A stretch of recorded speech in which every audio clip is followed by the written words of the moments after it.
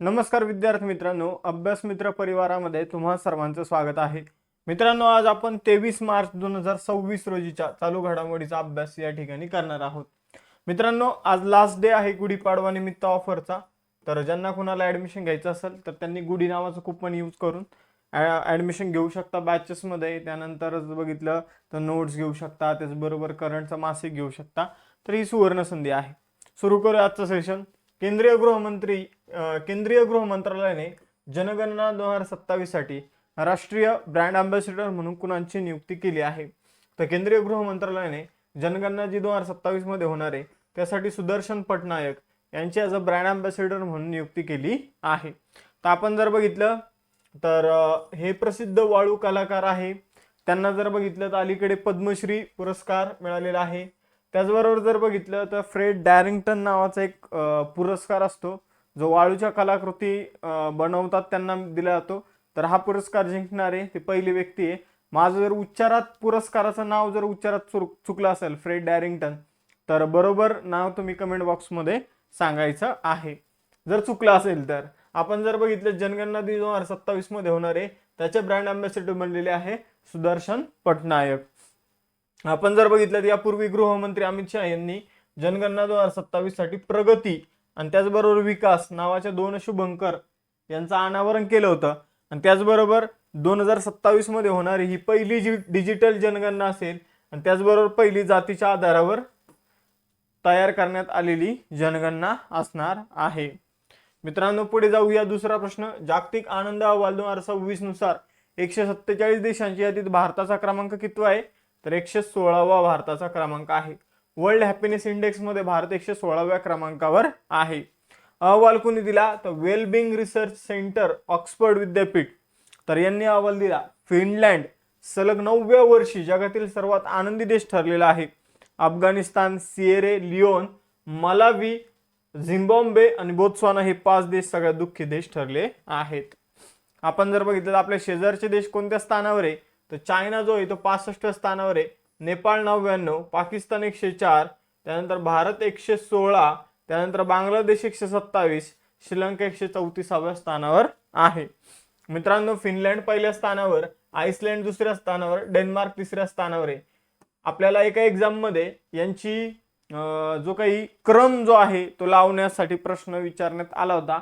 व Finland, Iceland, Denmark हा क्रम लक्षात ठेवायचा आहे तुम्हा सगळ्यांना. पुढे जाऊया. भारताला एकूण गुण मिळालेले 4.5.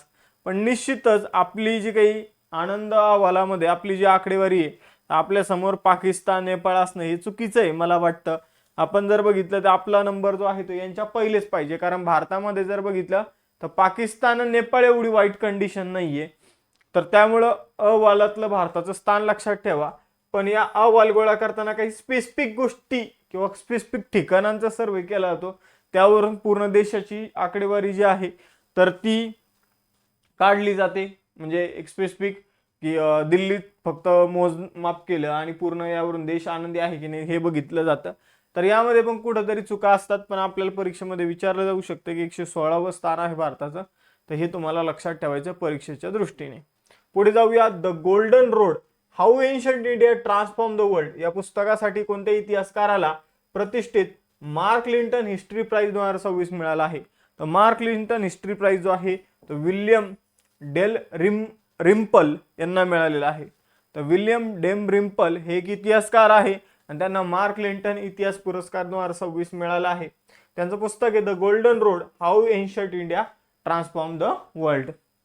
पुढे जाऊया. चौथा प्रश्न, मार्च 2026 मध्ये भारतीय भूवैज्ञानिक सर्वेक्षण संस्थेने ऐतिहासिक कालिंजर किल्ल्याच्या टेकडीला कोणत्या राज्याचे पहिले राष्ट्रीय भूवारसा स्थळ म्हणून घोषित केलं आहे?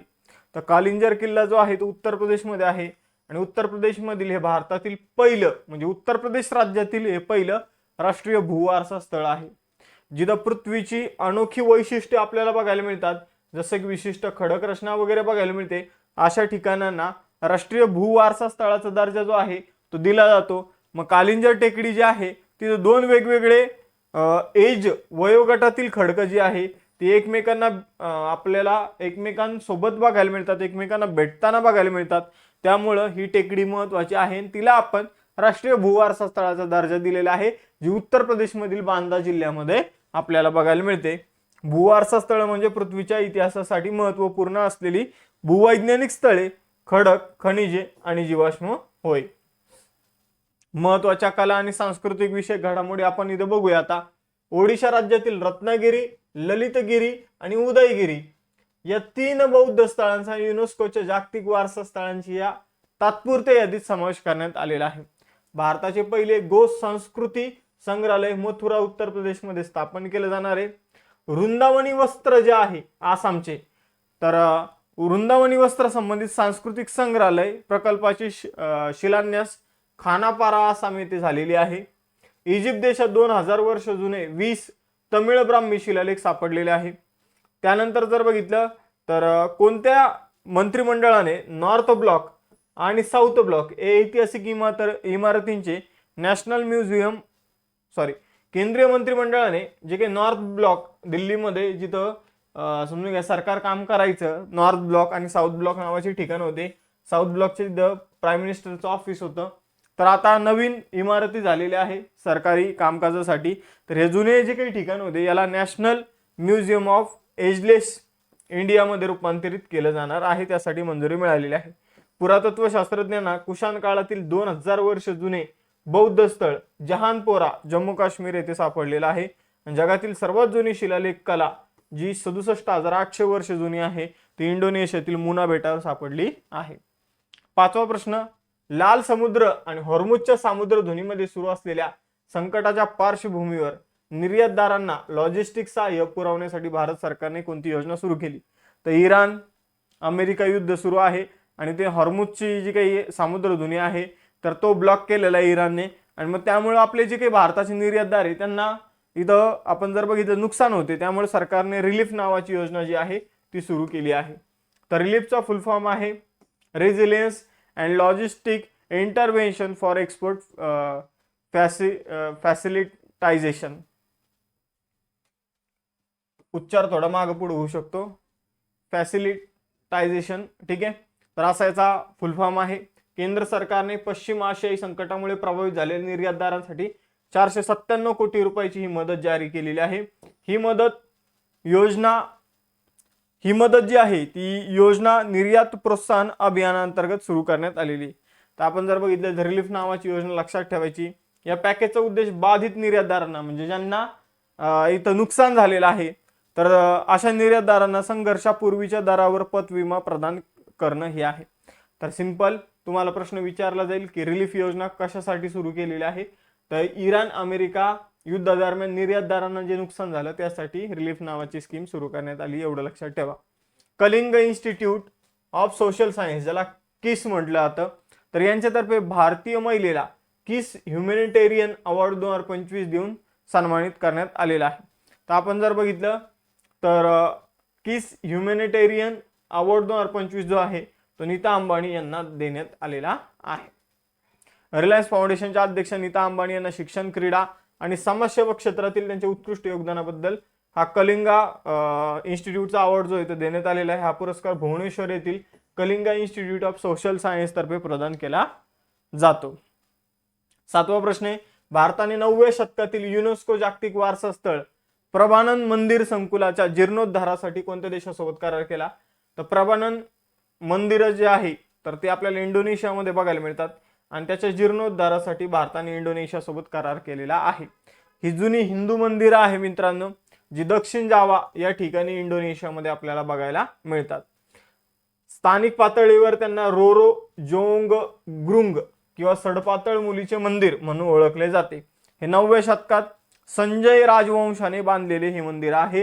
हे मंदिर शिव, विष्णू आणि ब्रह्मा या हिंदू त्रिमूर्तीला समर्पित आहे. 1991 मध्ये त्याला जागतिक वारसा स्थळाचा दर्जा जो आहे तो मिळाला होता. मित्रांनो, या सगळ्या बॅचेस आहेत त्यावर 30% डिस्काउंट आहे. तुम्ही बॅच घेताना कुपन कोड अप्लाय करा गुडी. आज शेवटचा दिवस आहे.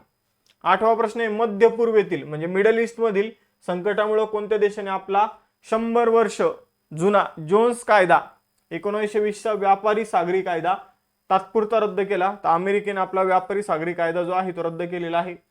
आता हा कायदा रद्द झाल्यामुळं अमेरिका काय करणार आहे तर जगामध्ये त्याचे जेवढे काही बेसेस पोर्ट आहे तर त्या ठिकाणी जे काही इतर जहाज वगैरे असणार आहे तर त्यांना इंधन वगैरे भरण्याची अनुमती देणार आहे. जीवनावश्यक गोष्टी त्या जहाजांना त्या जहाजातील लोकांसाठी तिथे उपलब्ध करून देणार आहे. पहिले असं नव्हतं. पहिले अमेरिकेच्या पोर्टवरून इतर जहाजांना ही मदत दिली जात नव्हती. काही स्पेसिफिक पोर्टवरूनच ही मदत दिली जायची. पण आता सगळे पोर्ट जे आहेत अमेरिकेने हे ओपन केलेले आहे. अशा प्रकारचा हा कायदा 60 दिवसांसाठी निलंबित करण्यात आलेला आहे मित्रांनो. पुढे जाऊया 9वा प्रश्न. कोणत्या राज्याने दिव्यांग व्यक्तींना मोफत बस प्रवासाची सुविधा देण्यासाठी दिव्यांग शक्ती योजना सुरू केली? तर दिव्यांग शक्ती योजना आंध्र प्रदेश सरकारने सुरू केलेली आहे. जे दिव्यांग 40% आहे, 40% अपंग जे व्यक्ती आहे तर त्यांना ही मोफत बस सुविधा दिली जाणार आहे. उगादी म्हणजे जसं आपला गुढीपाडवा असतो तसं आंध्र प्रदेशमध्ये उगादी नावाचा सण सेलिब्रेट केला जातो, नववर्षाचा सण. त्यानिमित्ताने दिव्यांग शक्ती योजना जी आहे ती सुरू करण्यात आलेली आहे. या योजनेचा उद्देश सार्वजनिक वाहतुकीमध्ये दिव्यांग व्यक्तींना सहज प्रवेश ये जा करता यावी यासाठी ही सुविधा उपलब्ध झालेली आहे. पुढील प्रश्न आहे 18 ते 30 मार्च दरम्यान भारत जनजाती उत्सव 2026 कुठे आयोजित केला जात आहे? तर भारत जनजाती उत्सव जो आहे तो नवी दिल्लीमध्ये आयोजित केला जात आहे. तारीख आहे 18 ते 30 मार्च. मित्रांनो, सुंदर नर्सरी नवी दिल्ली येथे याचं आयोजन होत आहे. याचं आयोजन tribal cooperative marketing development federation of India TRIFED मार्फत याचं आयोजन होत आहे. 11वा प्रश्न आहे लंडन स्थित सेंट्रल बँकिंग तर्फे कोणत्या देशाच्या मध्यवर्ती बँकेला प्रतिष्ठित इनिशिएटिव्ह ऑफ द इयर पुरस्कारानं सन्मानित करण्यात आलेले आहे? तर इनिशिएटिव्ह ऑफ द इयर जो आहे तो भारताच्या मध्यवर्ती बँक RBI ला मिळालेला आहे. तर RBI आपण जर बघितलं तर जे काही बँकांची वेबसाईट आहे तर तिथं bank.in नावाचं डोमेनचा वापर करायला सांगितला होता. म्हणजे अशा जशा फेक वेबसाईट असतात तर फेक वेबसाईट तुम्हाला खूप साऱ्या बघायला मिळेल. म्हणजे बँकांच्या वेबसाईट असेल तिथं bank.in हे शेवटी तुम्हाला बघायला मिळेल. तर RBI ने कंपल्सरी केलं होतं प्रत्येक बँकाच्या वेबसाईटवर, म्हणजे लोकांना समजावं. आणि हे जे काही डोमेन आहे किंवा bank.in हे इतर कोणत्याही वेबसाईटला दिले जाणार नाही किंवा कोणतीही वेबसाईट या bank.in चा वापर करून तयार केली जाणार नाही. म्हणून बँकाच्या वेबसाईट सहज लोकांना कळतील. आणि अशा प्रकारचा एक डिजिटल इनिशिएटिव्ह जो आहे तो इथं डिजिटल बँकिंग सुरक्षा मजबूत करण्यासाठी आणि ऑनलाईन फसवणुकी कमी करण्यासाठी RBI राबवला होता. म्हणून भारतीय रिझर्व्ह बँक जी आहे तर तिला सेंट्रल बँकिंग तर्फे प्रतिष्ठित इनिशिएटिव्ह ऑफ द इयर पुरस्कारानं सन्मानित करण्यात आलेलं आहे. पुढे जाऊ 12वा प्रश्न. कोणत्या संस्थेतील संशोधकांनी स्वच्छ हायड्रोजन इंधन उत्पादन आणि समुद्राच्या पाण्याची क्षारता कमी करण्यासाठी एक नवीन MXkin आधारित सामग्री विकसित केली आहे? तर भारताच्या IIT गुवाहाटीनं असा एक पदार्थ विकसित केलेला आहे जो पाण्यापासून हायड्रोजन तर बनवल, समुद्राच्या पाण्याची क्षारता सुद्धा कमी करेल. आणि हा पदार्थ बनवण्यासाठी त्यांनी MXin नावाचं जे काही आपण म्हणूया पदार्थ जो आहे त्याचा वापर केलेला आहे. पुढे जाऊया 13वा प्रश्न. भारतीय लष्कराच्या दक्षिण कमांडने मार्च 2026 मध्ये अमोघ ज्वाला नावाचा लष्करी सराव कुठे आयोजित केला? तर अमोघ ज्वाला नावाचा लष्करी सराव जो आहे तो उत्तर प्रदेशमध्ये दक्षिण कमांडने आयोजित केलेला आहे. तर भारतीय लष्कराच्या दक्षिण कमांडने उत्तर प्रदेशमधील बाबिना फील्ड फायरिंग रेंज या ठिकाणी 6 ते 18 मार्च या कालावधीमध्ये अमोघ ज्वाला नावाचा 12 दिवसांचा मोठा लष्करी सराव आयोजित केला. आधुनिक युद्धभूमीवर रणगाडे, हेलिकॉप्टर, ड्रोन, इलेक्ट्रॉनिक युद्ध प्रणाली यांचा एकात्मिक वापर करून यांत्रिक दलांची लढाऊ क्षमता प्रदर्शित करणे हा याचा उद्देश होता. पुढील प्रश्न आहे साजिबू चेराओबा हा कोणत्या राज्याचा पारंपरिक चांद्र नववर्ष उत्सव आहे जो प्रामुख्याने मेईतेई समुदायाद्वारे साजरा केला जातो? तर मेईतेई समुदाय जो आहे तो मणिपूरचा आहे. आणि मणिपूरमध्ये साजिबू चेराओबा हा आपण जर बघितलं तर हा एक नववर्ष उत्सव आहे, जसा आपला गुढीपाडवा आहे. तर तसा हा मणिपूरमधील मेईतेई समुदायाद्वारे साजरा केला जाणारा एक नववर्षाचा उत्सव आहे. आपण जर बघितलं मार्च महिन्याच्या अखेरीस किंवा एप्रिल महिन्याच्या सुरुवातीला साजिबू चेराओबा साजरा केला जातो. कुणामार्फत? तर मणिपूर मधील आपण जर बघितलं तर मेतेई समुदायामार्फत हा चेराओबा उत्सव जो आहे तो सेलिब्रेट केला जातो. मेतेई चांद्र दिनदर्शिकेनुसार साजिबू महिन्याच्या पहिल्या दिवशी साजिबू नोगमा पाणबा साजरा केला जातो जो नवीन वर्षाची सुरुवात दर्शवतो. याला मितेई चेराओबा असंही म्हटलं जातं. पुढे जाऊया 15वा प्रश्न आहे कोणत्या भारतीय क्रिकेटपटूची भीम पेमेंट ॲप तर नवीन ब्रँड अँबॅसेडर म्हणून नियुक्ती करण्यात आली? तर भीम पेमेंट ॲपचा नवीन ब्रँड अँबॅसेडर बनला आहे महेंद्रसिंग धोनी. तर भीमचा फुल फॉर्म आहे भारत इंटरफेस फॉर मनी. हे नॅशनल पेमेंट कॉर्पोरेशन ऑफ इंडियाने विकसित केलेलं ॲप आहे. तर आय होप तुम्हाला आजचं सेशन आवडलं असेल. सेशन आवडलं असेल तर सेशन लाईक करा. टेस्ट क्वेश्चनची उत्तर द्यायला विसरू नका. थांबूया आपण इथं, भेटूया नेक्स्ट सेशनमध्ये. चलो बाय बाय, जय हिंद.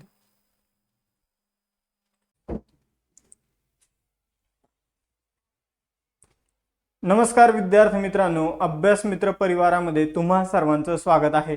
मित्रांनो, आज आपण 24 मार्च 2026 रोजीच्या चालू घडामोडीचा अभ्यास करणार आहोत. तुम्ही जर ही सिरीज डेली बघत असाल तर लेक्चर लाईक करा, चॅनलला सबस्क्राईब करा. आता विद्यार्थ्यांच्या मागणीनुसार आपण 12 क्वेश्चन घ्यायचो.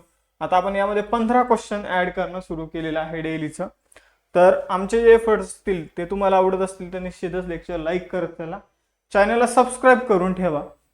मित्रांनो, त्याचबरोबर अजून एक आनंदाची गोष्ट, बऱ्याचशा मुलांची मागणी होती की गुढीपाडव्याची ऑफर, ईदची ऑफर जी आहे ती एक्सटेंड करा थोडी. आपण तिला थोडंसं आजच्या दिवस फक्त ठेवलेलं आहे बऱ्याचशा मुलांच्या मागणीनुसार. याच्यानंतर मात्र ही ऑफर आपल्याला वाढवता येणार नाही. बाकी तुम्ही मासिक जानेवारी फेब्रुवारी महिन्याचं, आता मार्चचं नाही आलं, पण हे जे मासिक नोट्स, टेस्ट सिरीज, त्याचबरोबर ज्या काही बॅचेस आहे त्यावर 30% डिस्काउंट मिळू शकता. सुरू करूया आजचं सेशन. पहिला क्वेश्चन आहे, स्टॉकहोम वॉटर प्राइज 2026 जिंकणारा सर्वात तरुण शास्त्रज्ञ कोण ठरला आहे? तर स्टॉकहोम वॉटर प्राइज जे आहे पाण्याच्या क्षेत्रामध्ये उत्कृष्ट कामगिरी करणाऱ्या व्यक्तीला दिलं जातं. पाणी वाचवण्यामध्ये उत्कृष्ट काम करणाऱ्या व्यक्तीला दिलं जातं. आणि आपण जर बघितलं तर हे मिळालेलं आहे कावेह मदानी यांना. मित्रांनो, हे यांना का देण्यात आलेलं आहे तर यांनी एक संकल्पना मांडलेली आहे, जल दिवाळखोरी. जल दिवाळखोरी म्हणजे काय तर समजून घ्या की नॉर्मल समजून सांगतो मी तुम्हाला. आपला पगार जर कमी असेल आणि आपला खर्च जर जास्त असेल तर 100% एक दिवस आपण काय होऊ शकतो, दिवाळखोर होऊ शकतो. त्याचप्रमाणे आपल्याकडं समजून घ्या, पावसाचं पाणी आपल्याला पृथ्वीला जेवढं मिळतं त्यापेक्षा आपण जास्त प्रमाणात त्या पाण्याचा वापर करत असेल, म्हणजे उपसा जास्त असेल, पण नॅचरली पाणी आपल्याला तेवढं बघायला मिळत नाही पावसाच्या माध्यमातून जमिनीच्या आतमध्ये तेवढं पाणी जाताना बघायला मिळत नाही, पण त्याच्यापेक्षा जास्त आपला उपसा आहे. तर हा उपसा कंटिन्यू जर जास्त राहिला तर एक दिवस काय होणार आहे तर पाणी संपून जाणार आहे जमिनीच्या आतमधलं, आणि पावसाचं प्रमाण सुद्धा कमी होत जाणार आहे. कारण पृथ्वीवरील पाणी संपायला लागलं की बाष्पीभवन कमी होणार, बाष्पीभवन कमी झालं की पाण्याचं प्रमाण ऑटोमॅटिक कमी होत जाणार आहे. तर याला म्हटलं तर जल दिवाळखोरी.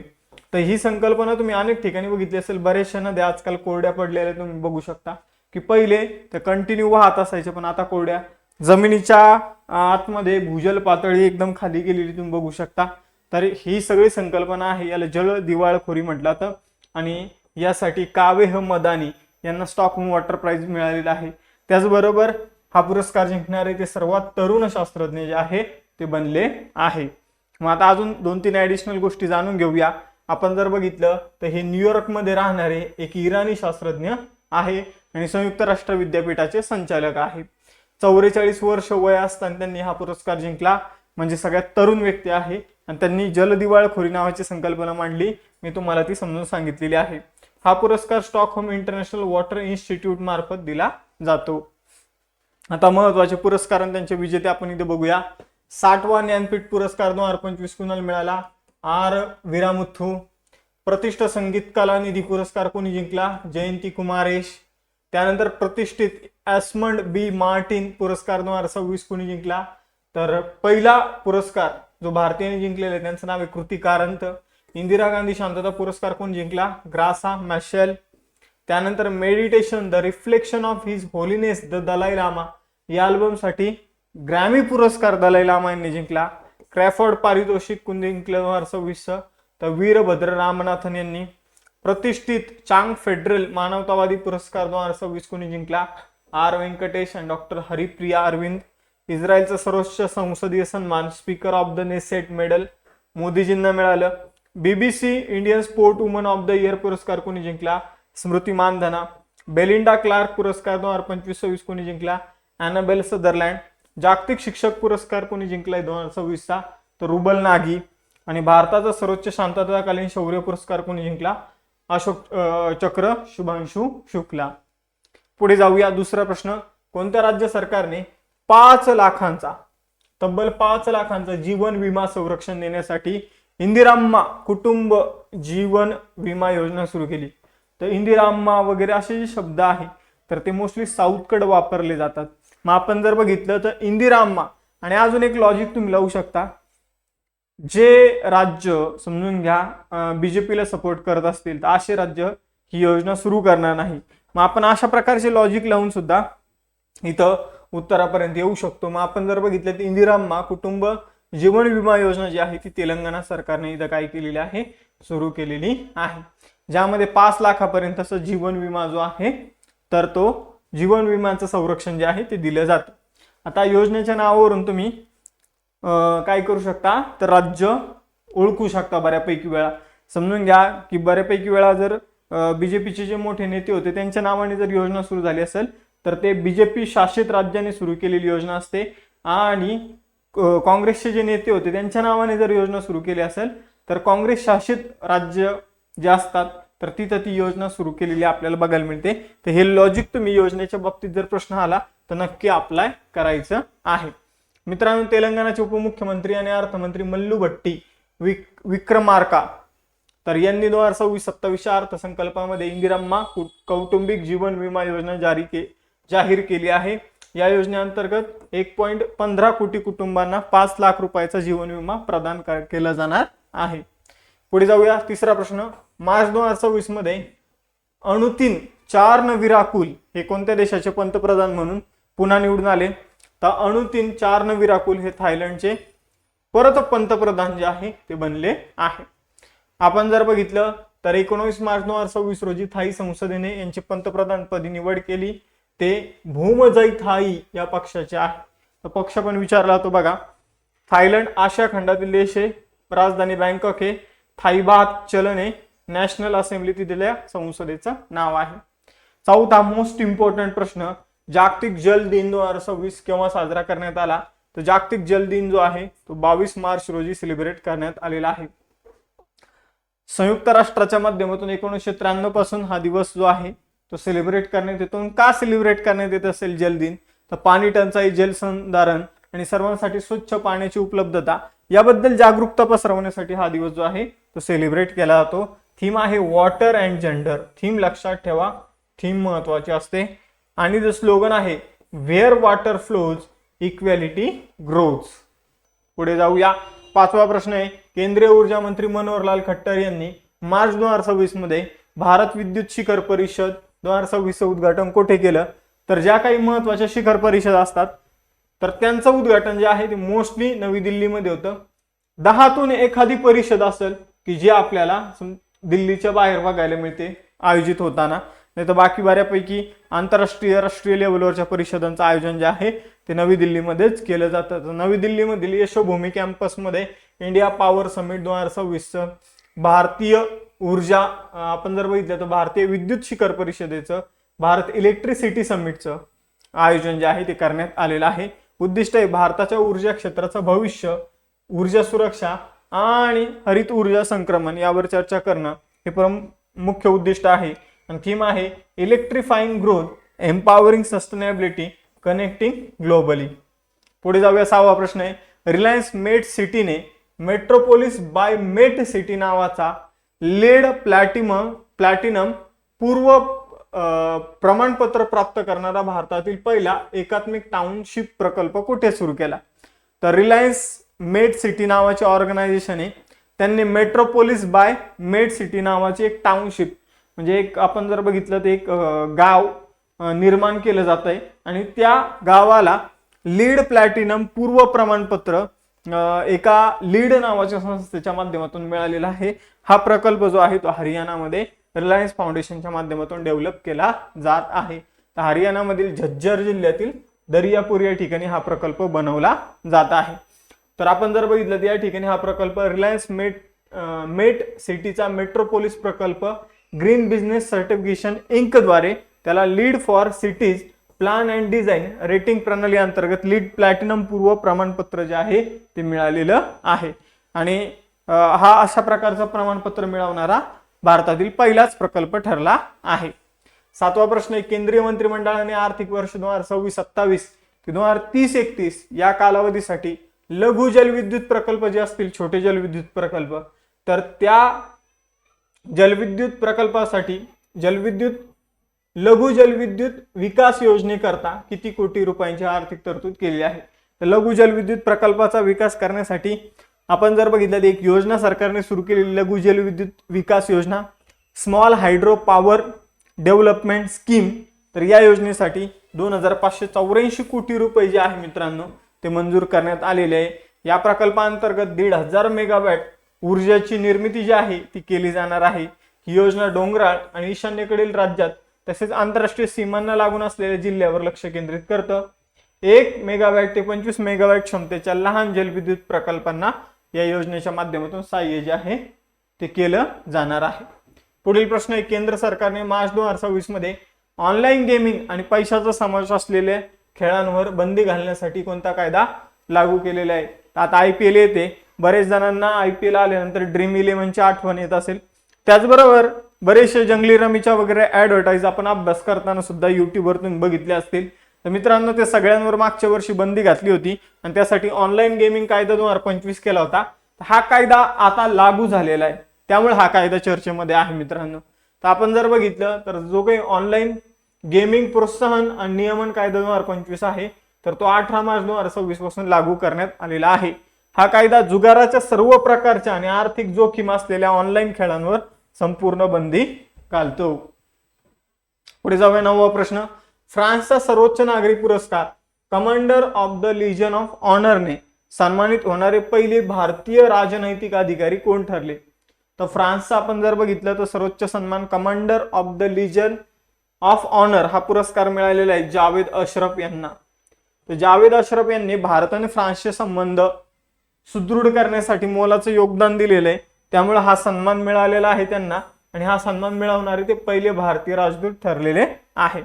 त्यांना हा सन्मान नवी दिल्लीमध्ये फ्रान्सचे राजदूत थियरी मॅथ्यू यांच्या हस्ते राष्ट्रीय सुरक्षा सल्लागार अजित डोवाल यांच्या उपस्थितीमध्ये हा पुरस्कार प्रदान करण्यात आलेला आहे.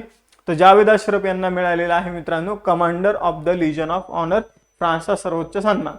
पुढील प्रश्न आहे, मार्च 2026 मध्ये कोणत्या देशाने जागतिक आरोग्य संघटनेतून आपले सदस्यत्व औपचारिकपणे मागे घेतलेलं आहे. तर अर्जेंटिनाने WHO मधून आपलं सदस्यत्व जो आहे ते मागे घेतलेलं आहे.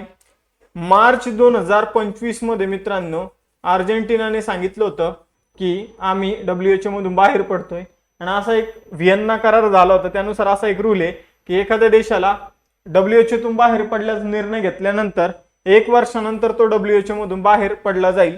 मग आता मार्च 2026 मध्ये अर्जेंटिना जो आहे तो ऑफिशियली आता WHO सदस्य राहणार नाहीये. तर ही गोष्ट लक्षात घ्यायची आहे आपल्याला. तर 17 मार्च 2026 ला अर्जेंटिना WHO मधून बाहेर पडलेला आहे.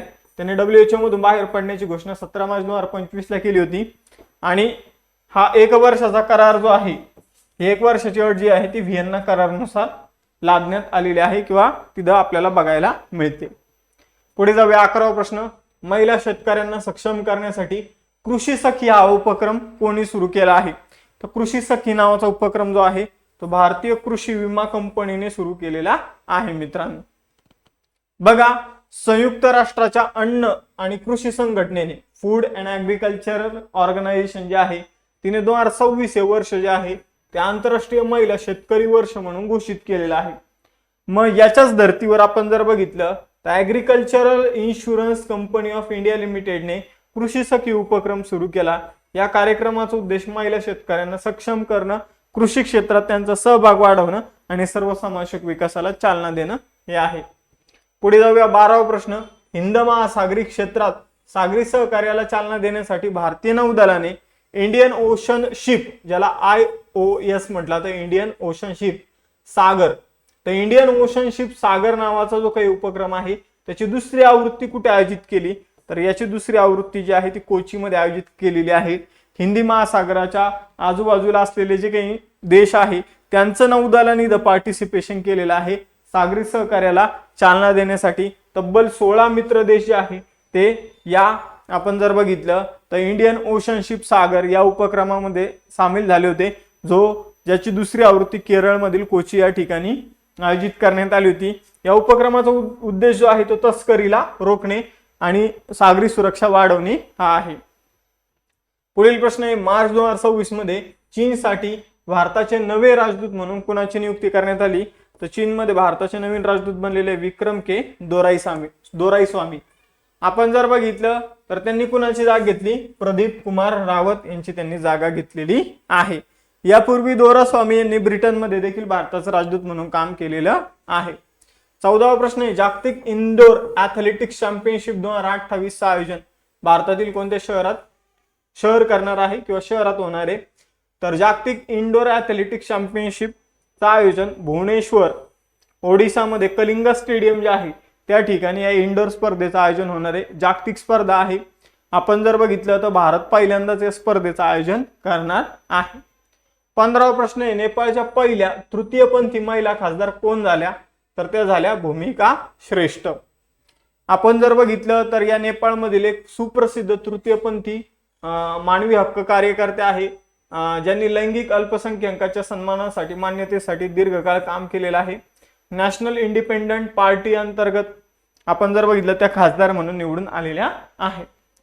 मित्र, आय होप तुम्हाला लेक्चर आवडलं असेल। लेक्चर आवडलं असेल लेक्चर लाईक, चॅनलला सबस्क्राईब करायला विसरू नका। धन्यवाद, भेटूया नेक्स्ट सेशन मध्ये। चलो बाय बाय, जय हिंद।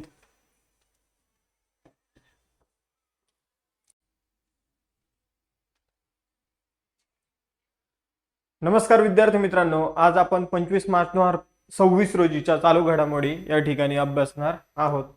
तर ही सिरीज तुम्ही डेली बघत असाल तर सेशनला लाईक, चॅनलला सबस्क्राईब करायला विसरू नका। सुरू करूया आजचं सेशन। तत्पूर्वी आपण मासिक जे आहे ते बनवलेले आहे जानेवारी फेब्रुवारी महिन्याचे, जे काही आपण डेली सेशन घेतो त्यातलेच प्रश्न असणार आहे।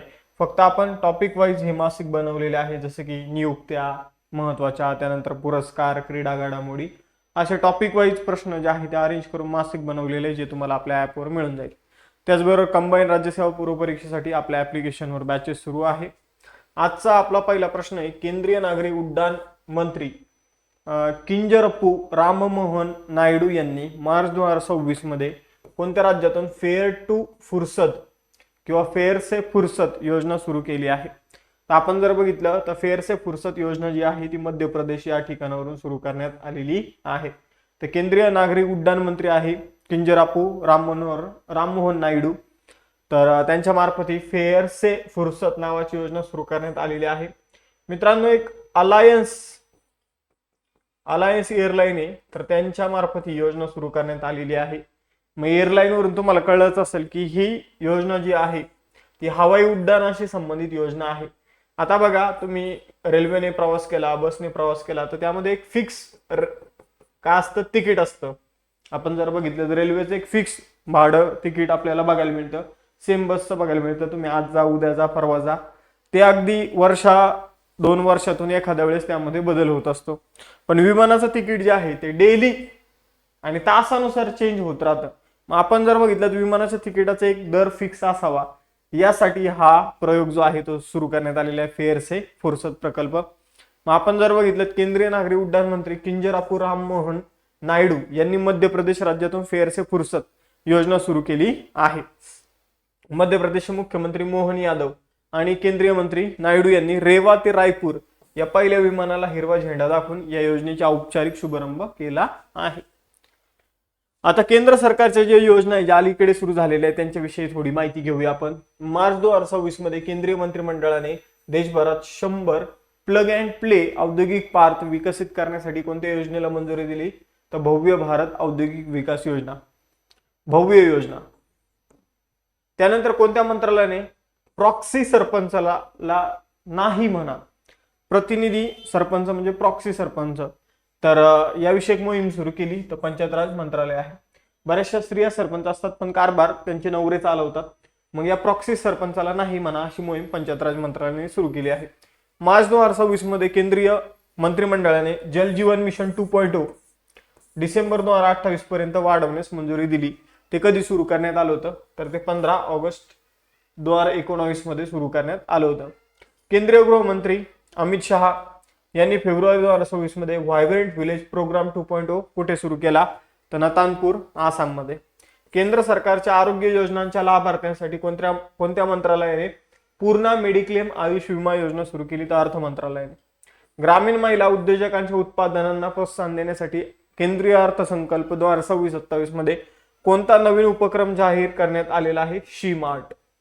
औषध निर्माण आणि जैव तंत्रज्ञान क्षेत्रात भारताला जागतिक महासत्ता बनवण्यासाठी 2026 अर्थसंकल्पात कोणते अभियान जाहीर करण्यात आले? बायोफार्मा शक्ती मिशन. आजच्या सेशनचा दुसरा क्वेश्चन आहे मोस्ट इम्पॉर्टंट, मोस्ट IMP प्रश्न आहे हा मित्रांनो. Institute for economics and peace नावाची संस्था आहे, तर यांनी प्रसिद्ध केलेल्या ग्लोबल टेररिझम इंडेक्स 2026 मध्ये भारताला कोणतं स्थान मिळालं? भारताचा क्रमांक कितवा आहे? तर भारताचा क्रमांक यामध्ये 13वा आहे आणि यामध्ये पाकिस्तान जो आहे तो पहिल्या क्रमांकावर आहे. तर आपण जर बघितलं तर महात्मा गांधीजींचं एक वाक्य आहे, जे पेराल तेच उगवतं. म्हणजे जे तुम्ही आपण जर बघितलं पेरलं तेच उगवणार आहे. तर आणि आपण जर बघितलं हिलरी क्लिंटन यांचं एक वाक्य होतं की त्या म्हणाल्या होत्या की बघा जसं तुम्ही समजून घ्या, जर तुम्ही स्वतःच्या घरात साप पाळला दुसऱ्याला नुकसान पोहोचवण्यासाठी, तर तो साप तुम्हाला स्वतःला पण चावू शकतो. तर असं हिलरी क्लिंटन यांचं म्हणणं होतं. तर ह्या म्हणण्यावरून आपल्याला काय कळतं, तर पाकिस्तानने भारताला इजा पोहोचवण्यासाठी जे काही टेररिस्ट आहे ते पाळले आणि आता ते फक्त भारतासाठीच ते धोकादायक नाही, ते पाकिस्तानमध्ये स्वतःसाठी पण ते धोकादायक आहे. कारण पाकिस्तानमध्ये 1139 लोकांचा मृत्यू जो आहे तो मागच्या 1 वर्षात झालेला आहे आणि पाकिस्तान मग या टेररिझमच्या यादीमध्ये पहिल्या क्रमांकावर आलेला आहे. ज्या देशामध्ये टेररिस्ट लोकांनी सगळ्यात जास्त धुमाकूळ घातलेला आहे त्या देशांची ही आकडेवारी आहे आणि यामध्ये पाकिस्तान पहिल्या क्रमांकावर आपल्याला बघायला मिळतो. मग आपण जर बघितलं तर दुसऱ्या क्रमांकावर बुर्किना फासो, तिसऱ्या क्रमांकावर नायजर. फेमस देश जर बघितला तर यामध्ये इस्रायल जो आहे तो 10व्या क्रमांकावर आहे, अफगाणिस्तान 11व्या आणि भारत मग 13व्या क्रमांकावर आहे. मित्रांनो आपण जर बघितलं तर आपला क्रमांक लक्षात ठेवा 13वा आणि संस्था लक्षात ठेवा institute for economics and peace नावाच्या संस्थेच्या माध्यमातून हा निर्देशांक देण्यात येतो. पुढे जाऊया. तिसरा प्रश्न इम्पॉर्टंट आहे. भारत पेट्रोलियम कॉर्पोरेशन BPCL जे आहे तर याने भारतातील पहिले 24/7 liquefied petroleum gas LPG ATM कुठं सुरू केलेलं आहे? म्हणजे तुम्ही तुमच्या गॅसचं सिलेंडर घेऊन गेले की तुम्हाला लगेच 2 ते 3 मिनिटात तिथं गॅस भरून मिळेल. अशा प्रकारचं ATM जे आहे ते सुरू करण्यात आलेले आहे BPCLच्या माध्यमातून गुरुग्राम हरियाणामध्ये. तर आपण जर बघितलं तर LPG ATM गुरुग्राम मध्ये सुरू झालेलं आहे. ते 2 ते 3 मिनिटात गॅस भरून मिळणार आहे. जागतिक हवामान दिन 2026 केव्हा साजरा करण्यात आला? तर जागतिक हवामान दिन जो आहे तो 23 मार्चला सेलिब्रेट करण्यात आलेला आहे. 1961 पासून हा सेलिब्रेट करण्यात येतो. का याच दिवशी सेलिब्रेट करण्यात येतो? कारण या दिवशी जागतिक हवामान संघटनेची स्थापना झाली होती 23 मार्च 1950 ला. म्हणून 23 मार्च रोजी 1961 पासून दरवर्षी जागतिक हवामान दिन सेलिब्रेट केला जातो. यावर्षीची थीम आहे ऑब्झर्विंग टुडे प्रोटेक्टिंग टुमारो. पुढे जाऊया. 5वा प्रश्न. कोणत्या नेत्याचा 8930 दिवसांचा विक्रम मोडून पंतप्रधान नरेंद्र मोदी यांनी 22 मार्च 2026 रोजी भारतातील सर्वाधिक काळ निर्वाचित सरकारचे प्रमुख बनले आहे? जे इलेक्टेड गव्हर्नमेंट असतं, मग ते इलेक्टेड गव्हर्नमेंट राज्यामध्ये तुम्हाला बघायला मिळतं निवडून आलेलं आणि केंद्रामध्ये बघायला मिळतं. तर इलेक्टेड गव्हर्नमेंटच्या बाबतीत आपण जर बघितलं तर मुख्यमंत्री आणि पंतप्रधान या दोन्ही पदाचा कार्यकाळ जर मिळवला तर इलेक्टेड निर्वाचित सरकारचं इलेक्टेड गव्हर्नमेंटचे आपण जर बघितलं हेड निर्वाचित सरकारचे प्रमुख कोण बनलेले आहे? ते बनलेले आहे मोदीजी. आणि यांनी कुणाचा विक्रम मोडलेला आहे? तर पवन कुमार चामलिंग यांचा त्यांनी विक्रम मोडलेला आहे. आता सर पवन कुमार चामलिंग हे कुठं पंतप्रधान होते? तर हे पंतप्रधान नव्हते, पण आपण जर बघितलं तर ते सिक्कीमचे माजी मुख्यमंत्री आहे. त्यांनी तब्बल मुख्यमंत्री पदाचा पदभार जो आहे तो 8930 दिवस एवढा त्यांचा आपण जर बघितलं कालावधी होता. तर तो त्यांचा विक्रम जो आहे तो कोणी मोडलेला आहे? पंतप्रधान नरेंद्र मोदी यांनी. तर ते इलेक्टेड गव्हर्नमेंटचे हेड होते. मग ते इलेक्टेड गव्हर्नमेंट मुख्यमंत्री घ्या पंतप्रधान घ्या दोन्हीचा इथं कालावधी जो आहे तो कॅल्क्युलेट करण्यात आलेला आहे. तर आता पंतप्रधानांचा कालावधी 8930 दिवसांपेक्षा जास्त झालेला आहे आणि लवकर त्यांचा कोण कालावधी मोडत नाही हे बघावं लागेल आपल्याला. 22 मार्च 2026 रोजी त्यांनी ही ऐतिहासिक कामगिरी केली आहे. 6वा प्रश्न पण देखील महत्वाचा आहे बघा. मार्च 2026 मध्ये नव्याने स्थापन झालेल्या नॅशनल डेंटल कमिशनचे पहिले अध्यक्ष म्हणून कुणाची नियुक्ती करण्यात आली? तर नॅशनल डेंटल कमिशनचे पहिले अध्यक्ष बनले संजय तिवारी. तर अलीकडे जे काही डेंटल ऍक्ट जो आहे 1948चा, तर तो रद्द झालेला आहे. एक नवीन कायदा त्याच्या जागी आलेला आहे 19 मार्च 2026 पासून. तर त्या अंतर्गत काही चेंजेस जे आहे ते करण्यात आलेले आहे. या सुधारणेअंतर्गत भारत सरकारने अनेक दशक जुनं असलेली जी काही डेंटल काउन्सिल ऑफ इंडिया आहे, तर त्या डेंटल काउन्सिल ऑफ इंडियाच्या जागी डेंटल कमिशन जे आहे, नॅशनल डेंटल कमिशन, त्याची स्थापना केली. त्याचे पहिले अध्यक्ष संजय तिवारी बनले आहे. 7वा प्रश्न आहे, कोणत्या विधानसभेने आपल्या सदस्यांना मदत करण्यासाठी विधान साथी नावाचा देशातील पहिला AI सक्षम चॅटबॉट सुरू केला आहे? तर दिल्ली विधानसभामध्ये आमदारांना एखादं बिल जे आहे तर त्याची बाबत व्यवस्थितरित्या माहिती कळावी की हे बिल कशाशी संबंधित आहे, काय आहे या बिल मध्ये काय आहे, ठीक आहे, तर त्याचे फायदे काय, तोटे काय, तर हे व्यवस्थितपणे समजावं यासाठी हा AI चॅटबॉट आहे. म्हणजे त्यांच्या टॅबवरच सगळी माहिती येऊन जाईल की बाबा हे बिल कशाशी संबंधित आहे सगळ्या भाषांमध्ये वगैरे. तर अशा प्रकारचा हा चॅटबॉट आहे दिल्ली विधानसभामध्ये. या चॅटबॉटचं अनावरण जे आहे ते दिल्ली विधानसभेचे अध्यक्ष विजेंद्र गुप्ता यांनी मार्च 2026 अर्थसंकल्पीय अधिवेशनापूर्वी केलेलं आहे. तर आपण जर बघितलं तर हा आमदारांना दिल्लीमध्ये मदत करणारे एक चॅटबॉट आहे. मग आपण जर बघितलं याचं नाव लक्षात ठेवा, विधान साथी. विधान म्हणजे कायदा, आणि मग कायदा समजून घेण्यासाठी जो मदत करणार आहे तो आहे विधान साथी. जसं तुमच्या अभ्यासात मदत करणारा आहे अभ्यास मित्र, तसं कायदे समजून घेणारा चॅटबॉट आहे विधान साथी. हा चॅटबॉट लोकप्रतिनिधींना विधेयकाशी संबंधित डेटा आधारित रिअल टाइम माहिती आणि विश्लेषण प्रदान करणार आहे. मित्रांनो, या काही आपल्या ऑनगोईंग बॅचेस आहे, जसं की धुरंधर बॅच, ग्रुप बी, ग्रुप सीच्या मेन्ससाठी. तर ग्रुप बीच्या पूर्वपरीक्षेचा रिझल्ट आलेला आहे आणि आता मेन्सची तुम्ही तयारी करू शकता या बॅचमधून. फाउंडेशन बॅचेस आहे, 21,000 PYQ बॅच आहे, नोट्स पॅक आहे. तर या सगळ्या बॅचेस तुम्हाला अभ्यास मित्र ऍपवर बघायला मिळेल. तुम्हाला तिथं CJ लाईव्ह तुम्ही कुपन कोड यूज करा, तुम्हाला 10% डिस्काउंट जे आहे ते मिळून जाणार. बघा आपलं टेलिग्राम चॅनल, इंस्टाचं पेज जे देखील आहे ते तुम्ही फॉलो करू शकता. पुढे जाऊया. 8वा प्रश्न आहे, 2026च्या आंतरराष्ट्रीय महिला दिनानिमित्त UKच्या हाऊस ऑफ कॉमन्स मध्ये कोणत्या भारतीय अभिनेत्रीला महिला सक्षमीकरण पुरस्कारानं सन्मानित करण्यात आलं? तर युनायटेड किंगडमच्या हाऊस ऑफ कॉमन्स मध्ये भारतीय अभिनेत्री ऋतुपर्णा सेनगुप्ता यांना चित्रपटाच्या माध्यमातून महिलांचं सक्षमीकरण केल्याबद्दल महिला सक्षमीकरण पुरस्कार जो आहे तर तो इंग्लंडच्या हाऊस ऑफ कॉमन्स मध्ये देण्यात आलेला आहे. तर ऋतुपर्णा सेनगुप्ता भारतीय अभिनेत्री आहे, यांनी ब्रिटनच्या प्रतिष्ठित हाऊस ऑफ कॉमन्स मध्ये त्यांना महिला सक्षमीकरण पुरस्कार देण्यात आलेला आहे. कला आणि संस्कृती क्षेत्रातील त्यांच्या उत्कृष्ट योगदानाबद्दल आणि भारतीय चित्रपट सृष्टीच्या माध्यमातून महिला सक्षमीकरणाला प्रोत्साहन दिल्याबद्दल त्यांना हा सन्मान देण्यात आला आहे. पुढे जाऊया. 9वा प्रश्न, 2024-25 या आर्थिक वर्षात कोणतं राज्य भारताचं प्रमुख वस्त्र निर्यातदार बनलं आहे? तर भारतामध्ये सगळ्यात जास्त वस्त्र निर्यात करण्याच्या बाबतीत तमिळनाडू 1 नंबरला आहे. 1 नंबरला पोहोचलं त्याने. महाराष्ट्र गुजरातला मागे टाकलेला आहे.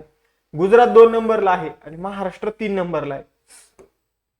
तर आपण जर बघितलं तमिळनाडूने 7,997 आपण जर बघितलं तर दशलक्ष डॉलरची वस्त्र निर्यात केलेली आहे. गुजरातने 5,646 दशलक्ष डॉलरची वस्त्र निर्यात, महाराष्ट्राने 3,831 दशलक्ष डॉलरची काय केलेली आहे, निर्यात केलेली आहे. तर आपण जर बघितलं तर या निर्यातीसह तमिळनाडू पहिल्या क्रमांकावर आलेलं आहे. त्यांनी गुजरात आणि महाराष्ट्राला मागे टाकलेलं आहे. पुढे जाऊया. 10वा प्रश्न, सक्तीचं धर्मांतर रोखण्यासाठी आणि चांगई सभेच्या कारवाईंना आळा घालण्यासाठी. चांगई सभा काय? तर चांगई सभा म्हणजे जे काही ख्रिश्चन लोक असतात तर ते एखाद्याला आजार वगैरे असेल, रोग असेल, तर त्याला तो आजारातून बरं करण्यासाठी आपण म्हणूया त्याला प्रोत्साहन देतात, त्याला मदत करतात आर्थिक, आणि त्या बदल्यात त्याला ख्रिश्चन धर्म स्वीकारायला लावतात. तर या अशा चांगई सभाच्या कारवाईला आळा घालण्यासाठी कोणत्या राज्याने धर्म स्वातंत्र्य विधेयक 2026 ला मंजुरी दिली? तर धर्म स्वातंत्र्य विधेयक 2026 ला छत्तीसगड आणि महाराष्ट्र दोन्ही राज्यांनी काय दिलेली आहे, मंजुरी दिलेली आहे. पुढे जाऊया. पुढील प्रश्न आहे, मार्च 2026 मध्ये वैद्यकशास्त्र आणि मधुमेह या क्षेत्रातील जीवन गौरव पुरस्काराने कोणत्या केंद्रीय मंत्र्यांना सन्मानित करण्यात आलं? तर डॉक्टर जितेंद्र सिंह यांना वैद्यकशास्त्र आणि मधुमेह क्षेत्रातील जीवन गौरव पुरस्कार देण्यात आलेला आहे. तर यांना हा पुरस्कार चेन्नईमध्ये देण्यात आला आपण जर बघितलं तर चेन्नई येथे आयोजित MV कॉन 2026 या राष्ट्रीय परिषदेमध्ये वैद्यकशास्त्र आणि मधुमेह क्षेत्रातील जीवन गौरव पुरस्कारानं डॉक्टर जितेंद्र सिंह यांना सन्मानित करण्यात आलेला आहे. मधुमेह उपचार संशोधन आणि सार्वजनिक आरोग्य या क्षेत्रातील त्यांच्या उत्कृष्ट योगदानाबद्दल त्यांना हा पुरस्कार देण्यात आलेला आहे. पुढे जाऊया 12वा प्रश्न. 26 ते 29 मार्च 2026 दरम्यान कॅमेरून मधील याउंडे येथे होणाऱ्या जागतिक व्यापार संघटनेच्या 14व्या मंत्रिस्तरीय परिषदेत भारतीय शिष्टमंडळाचं नेतृत्व कोण करणार आहे? भारतीय शिष्टमंडळाचं नेतृत्व पियुष गोयल हे करणार आहे. आपण जर बघितलं ही जी काही 14वी मंत्रिस्तरीय परिषद आहे मित्रांनो, जागतिक व्यापार संघटनेची 14वी मंत्रिस्तरीय परिषद जी आहे याचं अध्यक्षपद कॅमेरूनचे व्यापार मंत्री ल्यूक मॅग्लोअर मॅरगा अंटागना हे भूषवणार आहे. आपण जर बघितलं मंत्री परिषद ही WTO ची सर्वोच्च निर्णय घेणारी संस्था असून तिची बैठक सर्वसाधारणपणे 2 वर्षांनी एकदा होते. यात 166 देशांच्या व्यापारी मंत्र्यांचा समावेश असून हे एक असे व्यासपीठ आहे जिथं प्रमुख बहुपक्षीय करारांवर वाटाघाटी केल्या जातात. 13वा प्रश्न आहे. भगतसिंग, राजगुरू, सुखदेव यांना आदरांजली वाहण्यासाठी शहीद दिन 2026 केव्हा पाळला जातो? शहीद दिन 2026 जो आहे तो 23 मार्च रोजी पाळण्यात आलेला आहे. तर आपण जर बघितलं तर 23 मार्च हा शहीद दिन म्हणून साजरा केला जातो, जो देशाचे शूर सुपुत्र भगतसिंह, सुखदेव आणि राजगुरू हे जे आहे तर यांना समर्पित आहे. 23 मार्च 1931 रोजी ब्रिटिशांनी त्यांना लाहोर तुरुंगामध्ये फाशी दिली होती. युवक व्यवहार आणि क्रीडा मंत्रालयातर्फे 23 मार्च 2026 रोजी आयोजित देशव्यापी शहीद दिन पदयात्रेची संकल्पना माझा भारत माझी जमीनदारी ही आहे. 14वा प्रश्न आहे. जलशक्ती मंत्रालयाने मार्च 2026 मध्ये आयोजित केलेल्या जागतिक जल दिन परिषद 2026 कुठे पार पडली? तर जागतिक जल दिन परिषद जी आहे 2026 नवी दिल्लीमध्ये पार पडली आहे. या परिषदेचा मुख्य उद्देश जलसंधारण, शाश्वत जल व्यवस्थापन आणि जलशक्ती अभियानाच्या प्रगतीवर चर्चा करणं हा होता. थीम आहे इंडस्ट्री फॉर वॉटर. 15वा प्रश्न आहे. पंतप्रधान नरेंद्र मोदी यांनी कोणत्या राज्यात 120 मेगावॅट क्षमतेच्या लोअर कोपिली जलविद्युत प्रकल्पाचं आभासी उद्घाटन केलं? तर लोअर कोपिली जलविद्युत प्रकल्प जो आहे मित्रांनो तो आसाम मध्ये बनवला जात आहे, बनवला गेलेला आहे. त्याचं आभासी उद्घाटन जे आहे ते करण्यात आलेलं आहे. तो लोअर कोपिली प्रकल्प कोपिली नदीच्या खोऱ्यात विकसित केला जात आहे. 120 मेगावॅट इथं ऊर्जा निर्माण केली जाणार आहे आणि जलविद्युत प्रकल्प जो आहे तो तयार केला जात आहे रन ऑफ द रिव्हर प्रकारचा. हा प्रकल्प आसाममधील पश्चिम कार्बी ऑंगलोंग आणि दिमा हाऊसो स्वायत्त जिल्हा परिषद क्षेत्रामध्ये उभारण्यात आलेला आहे. याचे संचालन Assam power generation corporation limited द्वारे केले जात आहे. आय होप तुम्हाला सेशन आवडला असेल. सेशन आवडला असेल तर सेशनला लाईक, चॅनलला सबस्क्राईब करायला विसरू नका. थांबूया इथं, भेटूया नेक्स्ट सेशन मध्ये. चलो बाय बाय, जय हिंद.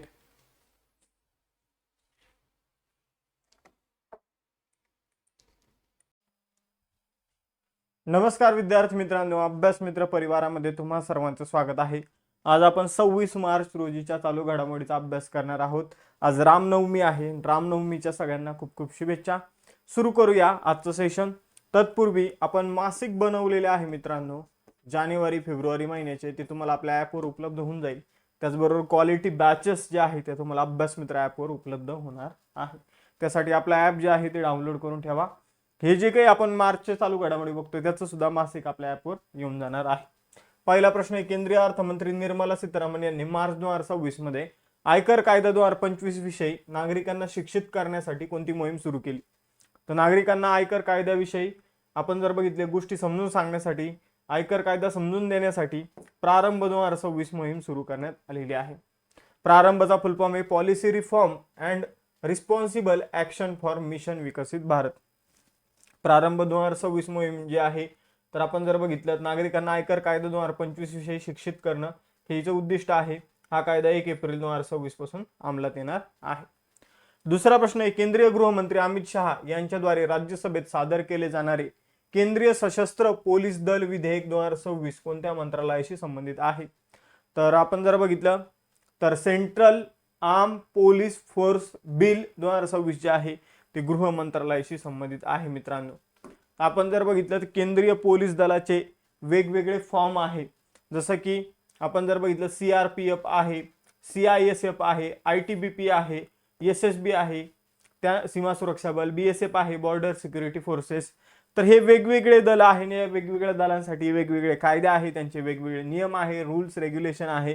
तर यांसाठी यांना एकच एक छत्री म्हणजे आपण जर बघितलं तर एका अम्ब्रेला खाली आणण्यासाठी एक नवीन विधेयक जे आहे केंद्रीय सशस्त्र पोलीस दल प्रशासन विधेयक 2026 जे आहे ते केंद्रीय गृहमंत्री अमित शहा यांनी मांडलेलं आहे.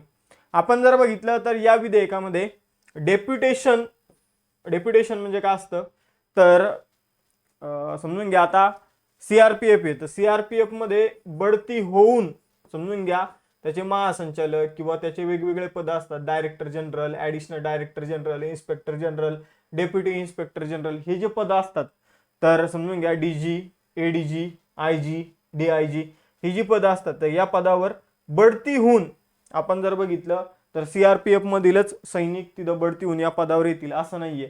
आपण जर बघितलं तर त्या ठिकाणी एक कन्सेप्ट आहे डेप्युटेशन. तर डायरेक्टर जनरल या पदासाठी 100% डेप्युटेशन अलाउड आहे. म्हणजे डेप्युटेशन म्हणजे काय असतं, दुसऱ्या एखाद्या आपण म्हणूया IPS किंवा दुसऱ्या एखाद्या दलाचा अधिकारी तिथं नियुक्त केला जाऊ शकतो, याला डेप्युटेशन म्हटलं जातं. मग आता DG साठी 100% जे आहे ते IPS अधिकारी DG पदावर नियुक्त केले जाऊ शकतात.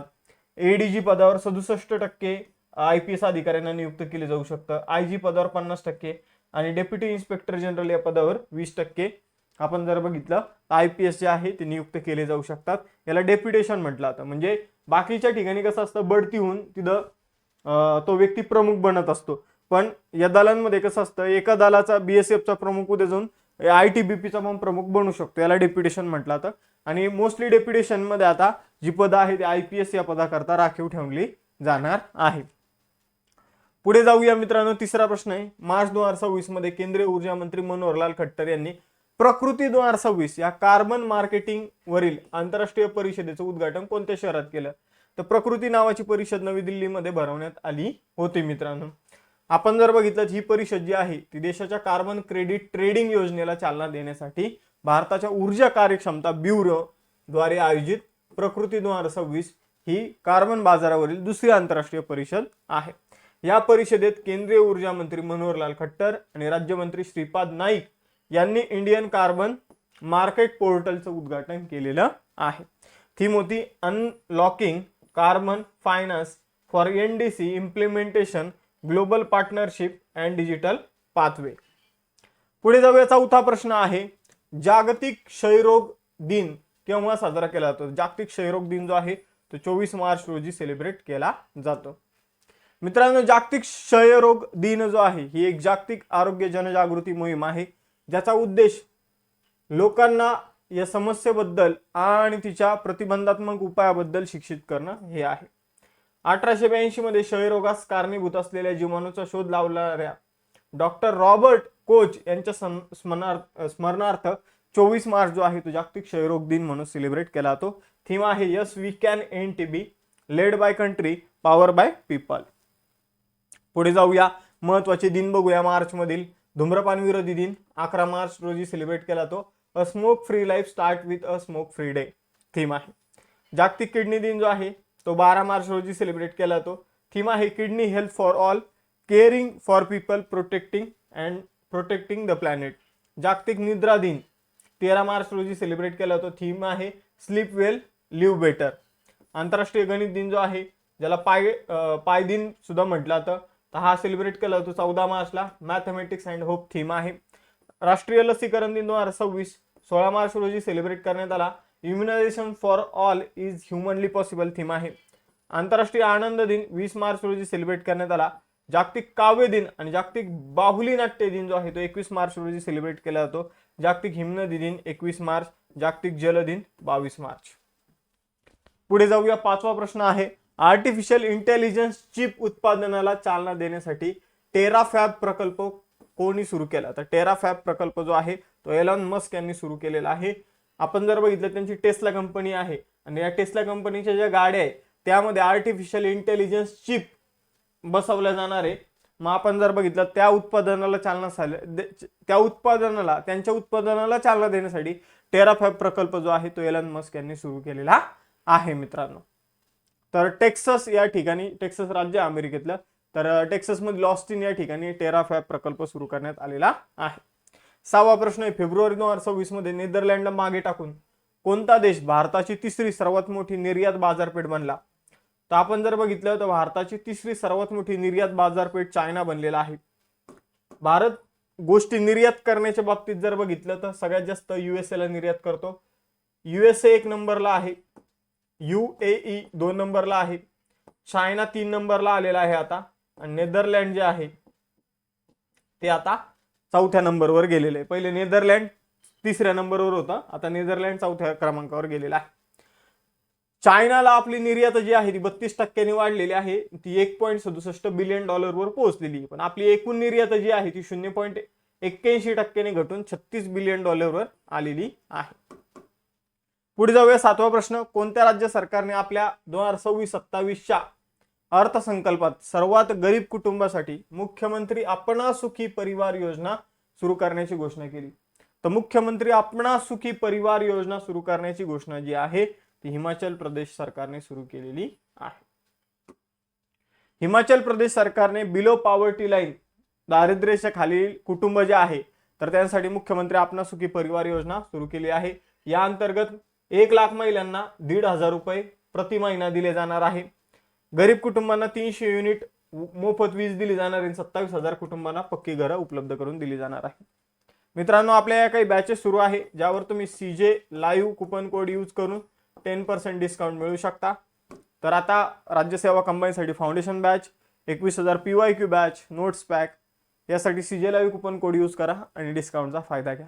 त्याचबरोबर आपलं टेलिग्राम इंस्टाचं पेज आहे त्याला सुद्धा फॉलो करायला विसरू नका. 8वा प्रश्न आहे, फेब्रुवारी 2026 साठीचा ICC महिला खेळाडू ऑफ द मंथ पुरस्कार कोणी जिंकला? तर ICC महिला खेळाडूचा पुरस्कार जो आहे तो अरुंधती रेड्डी भारताच्या खेळाडूला मिळालेला आहे.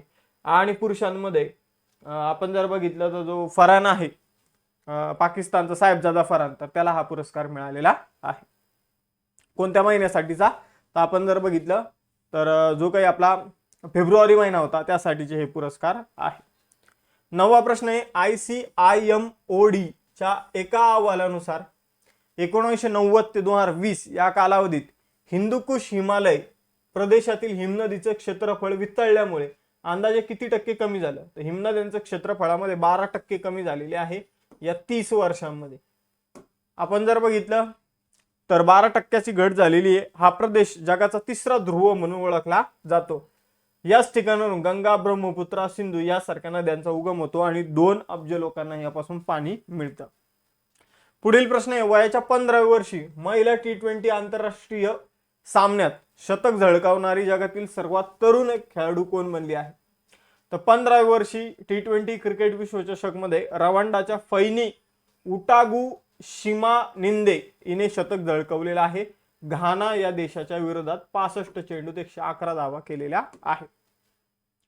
11वा प्रश्न आहे, European organization for nuclear research CERN नावाचं एक ठिकाण आहे, एक प्रयोगशाळा आहे. येथील शास्त्रज्ञांनी लार्ज हेड्रॉन कोलाइडर मध्ये XICC प्लस बॅरियन नावाचा एक नवीन उपअणू कणाचा शोध लावला आहे. ही प्रयोगशाळा कुठे आहे? ही प्रयोगशाळा आहे जिनिव्हा, स्वित्झर्लंड या ठिकाणी. तर CERN नावाची एक प्रयोगशाळा आहे, तिथं एक नवीन आपण जर बघितलं तर उपअणू कण शोधण्यात आलेला आहे ज्याचं नाव ठेवण्यात आलेले XICC प्लस व्हेरियॉन. मग आपण जर बघितलं तर हा जो कण आहे हा प्रोटॉनपेक्षा 4 पट जड कण आहे. या शोधामुळे क्वांटम क्रोमोडायनामिक्स ची तत्व आणि तीव्र केंद्रिक बल समजून घेण्यामध्ये मदत होणार आहे. 12वा मोस्ट इम्पॉर्टंट प्रश्न आहे, कोणत्या नोबेल शांतता पुरस्कार विजेत्याचे करुणा द पॉवर ऑफ कंपॅशन हे नवीन पुस्तक जे आहे ते मार्च 2026 मध्ये प्रकाशित झालेलं आहे. तर आपण जर बघितलं तर करुणा द पॉवर ऑफ कंपॅशन हे पुस्तक कैलास सत्यार्थी यांचं आहे. कैलास सत्यार्थी यांना 2014 मध्ये शांततेचा नोबेल पुरस्कार मलाला युसुफजाई यांच्या समवेत मिळाला होता. मित्रांनो, यांचं पुस्तक प्रकाशित करण्यात आलं त्यावेळी न्यायमूर्ती सूर्यकांत आणि त्याचबरोबर पुदुचेरीच्या माजी राज्यपाल किरण बेदी या देखील उपस्थित होत्या. कैलास सत्यार्थी हे प्रख्यात भारतीय समाजसुधारक आणि बाल हक्क कार्यकर्ते आहेत. आता चर्चेतील पुस्तकं बघूया आणि त्यांचे लेखक आपण बघूया. The golden road, how ancient India transform the world हे पुस्तक विलियम डेल रिम्पल यांचं आहे. 4 स्टार डेस्टिनी हे पुस्तक खूप गाजलेलं आहे, जनरल MM नरवणे यांचं पुस्तक आहे. The sage who reimagined Hinduism, the life lesson and legacy of Shri Narayana Guru हे पुस्तक शशी थरूर यांचं आहे. हिस्ट्री दॅट इंडिया इग्नोर्ड हे पुस्तक प्रेम प्रकाश यांचं आहे. Atal Bihari Vajpayee, the eternal statesman हे पुस्तक विजय गोयल यांचं आहे. महात्मा ग्रेट कम्युनिकेटर हे पुस्तक धीरज काकडे यांचं आहे. अग्नि सरासुलो विकासिनो तिनचीना कमलाम द्रौपदी मुर्मू, हे द्रौपदी मुर्मू यांच्यावरील पुस्तक आहे, नाव खूप किचकट आहे. हे पुस्तक यारलगड्डा लक्ष्मी प्रसाद यांचं आहे. त्यानंतर the unprecedented success story of the first indigenous supersonic multi target surface to air missile system Akash हे पुस्तक जी चंद्रमौली यांचं आहे. आणि reclaiming incredible a blueprint of Indian tourism unclaimed throne हे पुस्तक नवीन कुंदू यांचं आहे. 13वा प्रश्न आहे 2027 मध्ये कॉमनवेल्थ युथ गेम्स च्या 8व्या आवृत्तीचं प्रथमच आयोजन कोणता देश करणार आहे? कॉमनवेल्थ युथ गेम्स होणार आहे मित्रांनो माल्टा या देशामध्ये. तर माल्टा या देशामध्ये कॉमनवेल्थ युथ गेम्स होणार आहे, ज्यामध्ये 14 ते 18 वयोगटातील खेळाडू सहभाग घेणार आहे. यामध्ये 8 खेळ असणार आहे, ज्यामध्ये पहिल्यांदा सेलिंग आणि वॉटर पोलो हे नवीन खेळ समाविष्ट करण्यात आलेले आहे. माल्टा देश भूमध्य समुद्रामध्ये वसलेला एक देश आहे, एक बेट देश आहे, ज्याची राजधानी व्हॅलेटा, चलन युरो आणि पंतप्रधान रॉबर्ट अबेला आहे. 14वा प्रश्न आहे जून 2026 मध्ये भारत आणि चीन यांच्यातील सीमा व्यापार 7 वर्षाच्या कालावधीनंतर कोणत्या खिंडीतून पुन्हा सुरू होणार आहे? तर भारत आणि चीन मध्ये पुन्हा व्यापार सुरू होतोय. आपण जर बघितलं कोविड नंतर जी लिपुलेख पास जो आहे तो ओपन करण्यात आलेला आहे. लिपुलेख खिंड उत्तराखंडच्या कुमाऊ प्रदेशाला तिबेट जो चीनचा भाग आहे, ऍक्च्युअली तो चीनचा भाग नाही, चीनने त्यावर कब्जा केलेला आहे, त्याला जोडते. मग आपण जर बघितलं तर तिथे व्यापार जून 2026 पासून सुरू होणार आहे. या निर्णयामुळे 2020 मध्ये कोविड-19च्या महामारीमध्ये जो काही व्यापार बंद झाला होता तो आता परत सुरू होणार आहे. भारत आणि चीनच्या दरम्यान प्रमुख व्यापारी मार्ग लिपुलेख खिंड जी आता आपण बघितली उत्तराखंडमध्ये, शिपकेला पास आहे हिमाचल प्रदेशमध्ये, नथुला पास आहे सिक्कीम गंगटोक, आणि आपण जर बघितलं ल्हासा तिबेट या दरम्यान. 15वा प्रश्न आहे कोणत्या भारतीय गिर्यारोहकाने सर्वात कमी वेळात 7ही खंडातील सर्वोच्च ज्वालामुखी शिखरे सर करून गिनीज वर्ल्ड रेकॉर्ड केला आहे? तर हा रेकॉर्ड जो आहे तो केलेला आहे भूपतिराजू अणमिश वर्मा याने. तर आपण जर बघितलं भारताचा भूपतिराजू अणमिश वर्माने कमी वेळेत 7 ज्वालामुखी शिखरे सर करण्याचा विक्रम केलेला आहे आणि गिनीज रेकॉर्डमध्ये आपलं नाव नोंदवलेलं आहे. आंध्र प्रदेशमधील विशाखापट्टणम मधील आहे हा भूपतिराजू अणमिश. 92 दिवस 4 तास आणि 45 मिनिटात त्याने ही सगळी 7 ज्वालामुखी 7ही खंडातील ज्वालामुखी सर्वोच्च ज्वालामुखी शिखरे सर केली आहे. लेक्चर आवडला असल्यास लेक्चरला लाईक करा, चॅनलला सबस्क्राईब करा. थांबूया आपण इथं, भेटूया नेक्स्ट सेशनमध्ये. चलो बाय बाय एव्हरीवन, जय हिंद.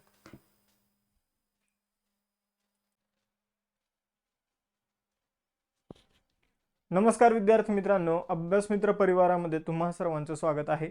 मित्रांनो 27 मार्च 2026 चालू घडामोडीचा आपण अभ्यास करणार आहोत. मित्रांनो लेक्चर सुरू करण्यापूर्वी सर्वांना रामनवमीच्या शुभेच्छा.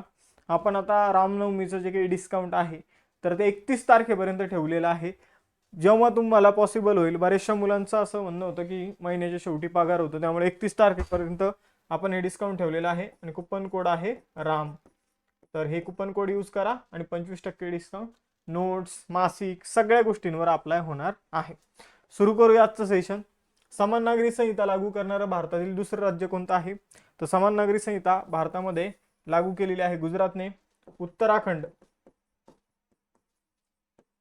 उत्तराखंड समान नागरी संहिता लागू करणारं पहिलं राज्य होतं स्वातंत्र्यानंतरचं.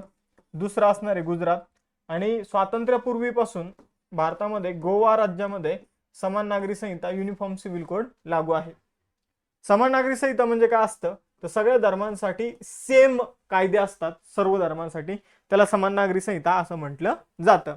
तर आपण जर बघितलं गुजरात सरकारने 24 मार्च 2026 रोजी राज्याच्या विधानसभेमध्ये समान नागरी संहिता विधेयक 2026 मंजूर करून इतिहास रचला. गुजरातचे मुख्यमंत्री भूपेंद्र पटेल यांनी सादर केलेल्या या विधेयकामध्ये सर्व धर्मांसाठी विवाह, घटस्फोट, वारसा हक्क, लिव्ह इन रिलेशनशिपसाठी एक समान कायदेशीर चौकट प्रस्तावित करण्यात आलेली आहे. पुढे जाऊया. समान नागरी संहिता जी आहे, तर स्वातंत्र्यानंतर समान नागरी संहिता कायदा लागू करणारं पहिलं राज्य होतं उत्तराखंड. त्याने 27 जानेवारी 2025 रोजी समान नागरी संहिता लागू केली होती. पण स्वातंत्र्याच्या अगोदरपासून जर बघितलं तर गोवा राज्य आहे. आता एकूणातील गुजरात जे आहे ते तिसरं राज्य आहे समान नागरी संहिता लागू करणारं. स्वातंत्र्यानंतरचं दुसरं राज्य आहे. हा एक कन्सेप्ट लक्षात ठेवायचा आहे. भारतीय संविधानाच्या राज्य धोरणांची मार्गदर्शक तत्व जे आहे त्याचा कलम 44 जे आहे ते समान नागरी संहिता लागू करा असं आपल्याला सांगताना दिसतं. पुढे जाऊया. प्रश्न क्रमांक 2 आहे. कोणत्या समूहाने रॉयल चॅलेंजर बँगलोर फ्रँचायझी सुमारे $1.78 बिलियन अब्ज डॉलर्स मध्ये विकत घेतली आहे? तर आरसीबी संघाला विकण्यात आलेला आहे. कुणी विकलेला आहे? तर युनायटेड स्पिरिट्स यांच्याकडे त्यांची मालकी होती. तर युनायटेड स्पिरिट्सने आपला संघ तब्बल $1.78 बिलियन मध्ये Times of India group, Aditya Birla group, Bolt Ventures and Blackstone यांना विकलेला आहे. या सर्वांना आपण जर बघितलं युनायटेड स्पिरिट्सने $1.78 बिलियन म्हणजे जवळपास 16,700 कोटीच्या आसपास याचा किंमत आहे आणि हा विकला गेलेला आहे. आतापर्यंतच्या इतिहासामध्ये सगळ्यात महागडा विकला गेलेला हा संघ आहे. यापूर्वीचा जो रेकॉर्ड होता तो राजस्थान रॉयल्सच्या नावावर होता. राजस्थान रॉयल्सचा संघ जो आहे तो $1.63 बिलियन मध्ये विकण्यात आला होता. आता आरसीबीने त्याचा रेकॉर्ड जो आहे तो तोडलेला आहे. तिसरा प्रश्न आहे. जागतिक क्षयरोग दिन 2026च्या निमित्ताने 100 दिवसांची टीबी मुक्त, क्षयरोग मुक्त भारत मोहीम, टीबी मुक्त भारत ॲप आणि टीबी मुक्त शहरी वाढ उपक्रम कोणी सुरू केला? हा उपक्रम JP नड्डा यांनी सुरू केलेला आहे. तर आपण जर बघितलं जागतिक क्षयरोग दिन कधी होता? टीबी दिन तर 24 मार्चला होता. मग या टीबी दिनानिमित्त आरोग्यमंत्री जगत प्रकाश नड्डा, ज्यांना JP नड्डा म्हटलं जातं, त्यांनी ग्रेटर नोएडा या ठिकाणी 100 दिवसाचा क्षयरोग मुक्त भारत मोहीम, टीबी मुक्त भारत ॲप, टीबी मुक्त शहरी वाढ उपक्रम सुरू केला. 2026 पर्यंत भारताला क्षयरोग मुक्त करण्याचं उद्दिष्ट साध्य करण्यासाठी ही मोहीम जी आहे ती जनसहभागावर लक्ष केंद्रित करणारी मोहीम आहे. तर टीबी मुक्तीचं लक्ष्य कोणतं वर्ष आहे आपलं? 2026 एंडिंग. पुढे जाऊया. चौथा प्रश्न आहे आपला. मार्च 2026 मध्ये ऑस्ट्रेलियातील डार्विन येथे झालेल्या काकडू 2026 बहुराष्ट्रीय सागरी सरावात कोणत्या भारतीय स्वदेशी युद्ध नौकेने भाग घेतला? तर काकडू नावाचा युद्ध सराव जो आहे तो ऑस्ट्रेलिया मार्फत आयोजित केला जातो, जिथं अनेक देशांच्या नौदलाला बोलवलं जातं आणि तिथे वेगवेगळ्या स्पर्धा आयोजित केल्या जातात. मग त्या स्पर्धांमध्ये भारताची इंडियन नेव्हल शिप निलगिरी जी आहे तिने सहभाग घेतला होता आणि या शिपने तिथे एक पुरस्कार सुद्धा जिंकलेला आहे. या शिपमध्ये असणारे जे सैनिक आणि क्रू आहे त्यांनी काकडू शिल्ड ट्रॉफी जी आहे ती जिंकलेली आहे. ऑस्ट्रेलियन नौदलाच्या 125व्या वर्धापन दिनाच्या निमित्ताने हा सराव आयोजित करण्यात आला होता. हा एक बहुराष्ट्रीय सराव आहे, ही गोष्ट लक्षात ठेवायची आहे, ज्यामध्ये हा स्पेशली नौदलाचा सराव आहे. पाचवा प्रश्न आहे. सायबर गुन्हे, खंडणी आणि डिजिटल धोके रोखण्यासाठी कोणत्या राज्य पोलिसांनी अभेद्य मोबाईल ॲप सुरू केलं? तर अभेद्य मोबाईल ॲप हरियाणा पोलिसांनी सुरू केलेला आहे. कशासाठी? तर डिजिटल गुन्हेगारी, खंडणीखोरांविरोधात हे ॲप जे आहे ते सुरू करण्यात आलेले आहे.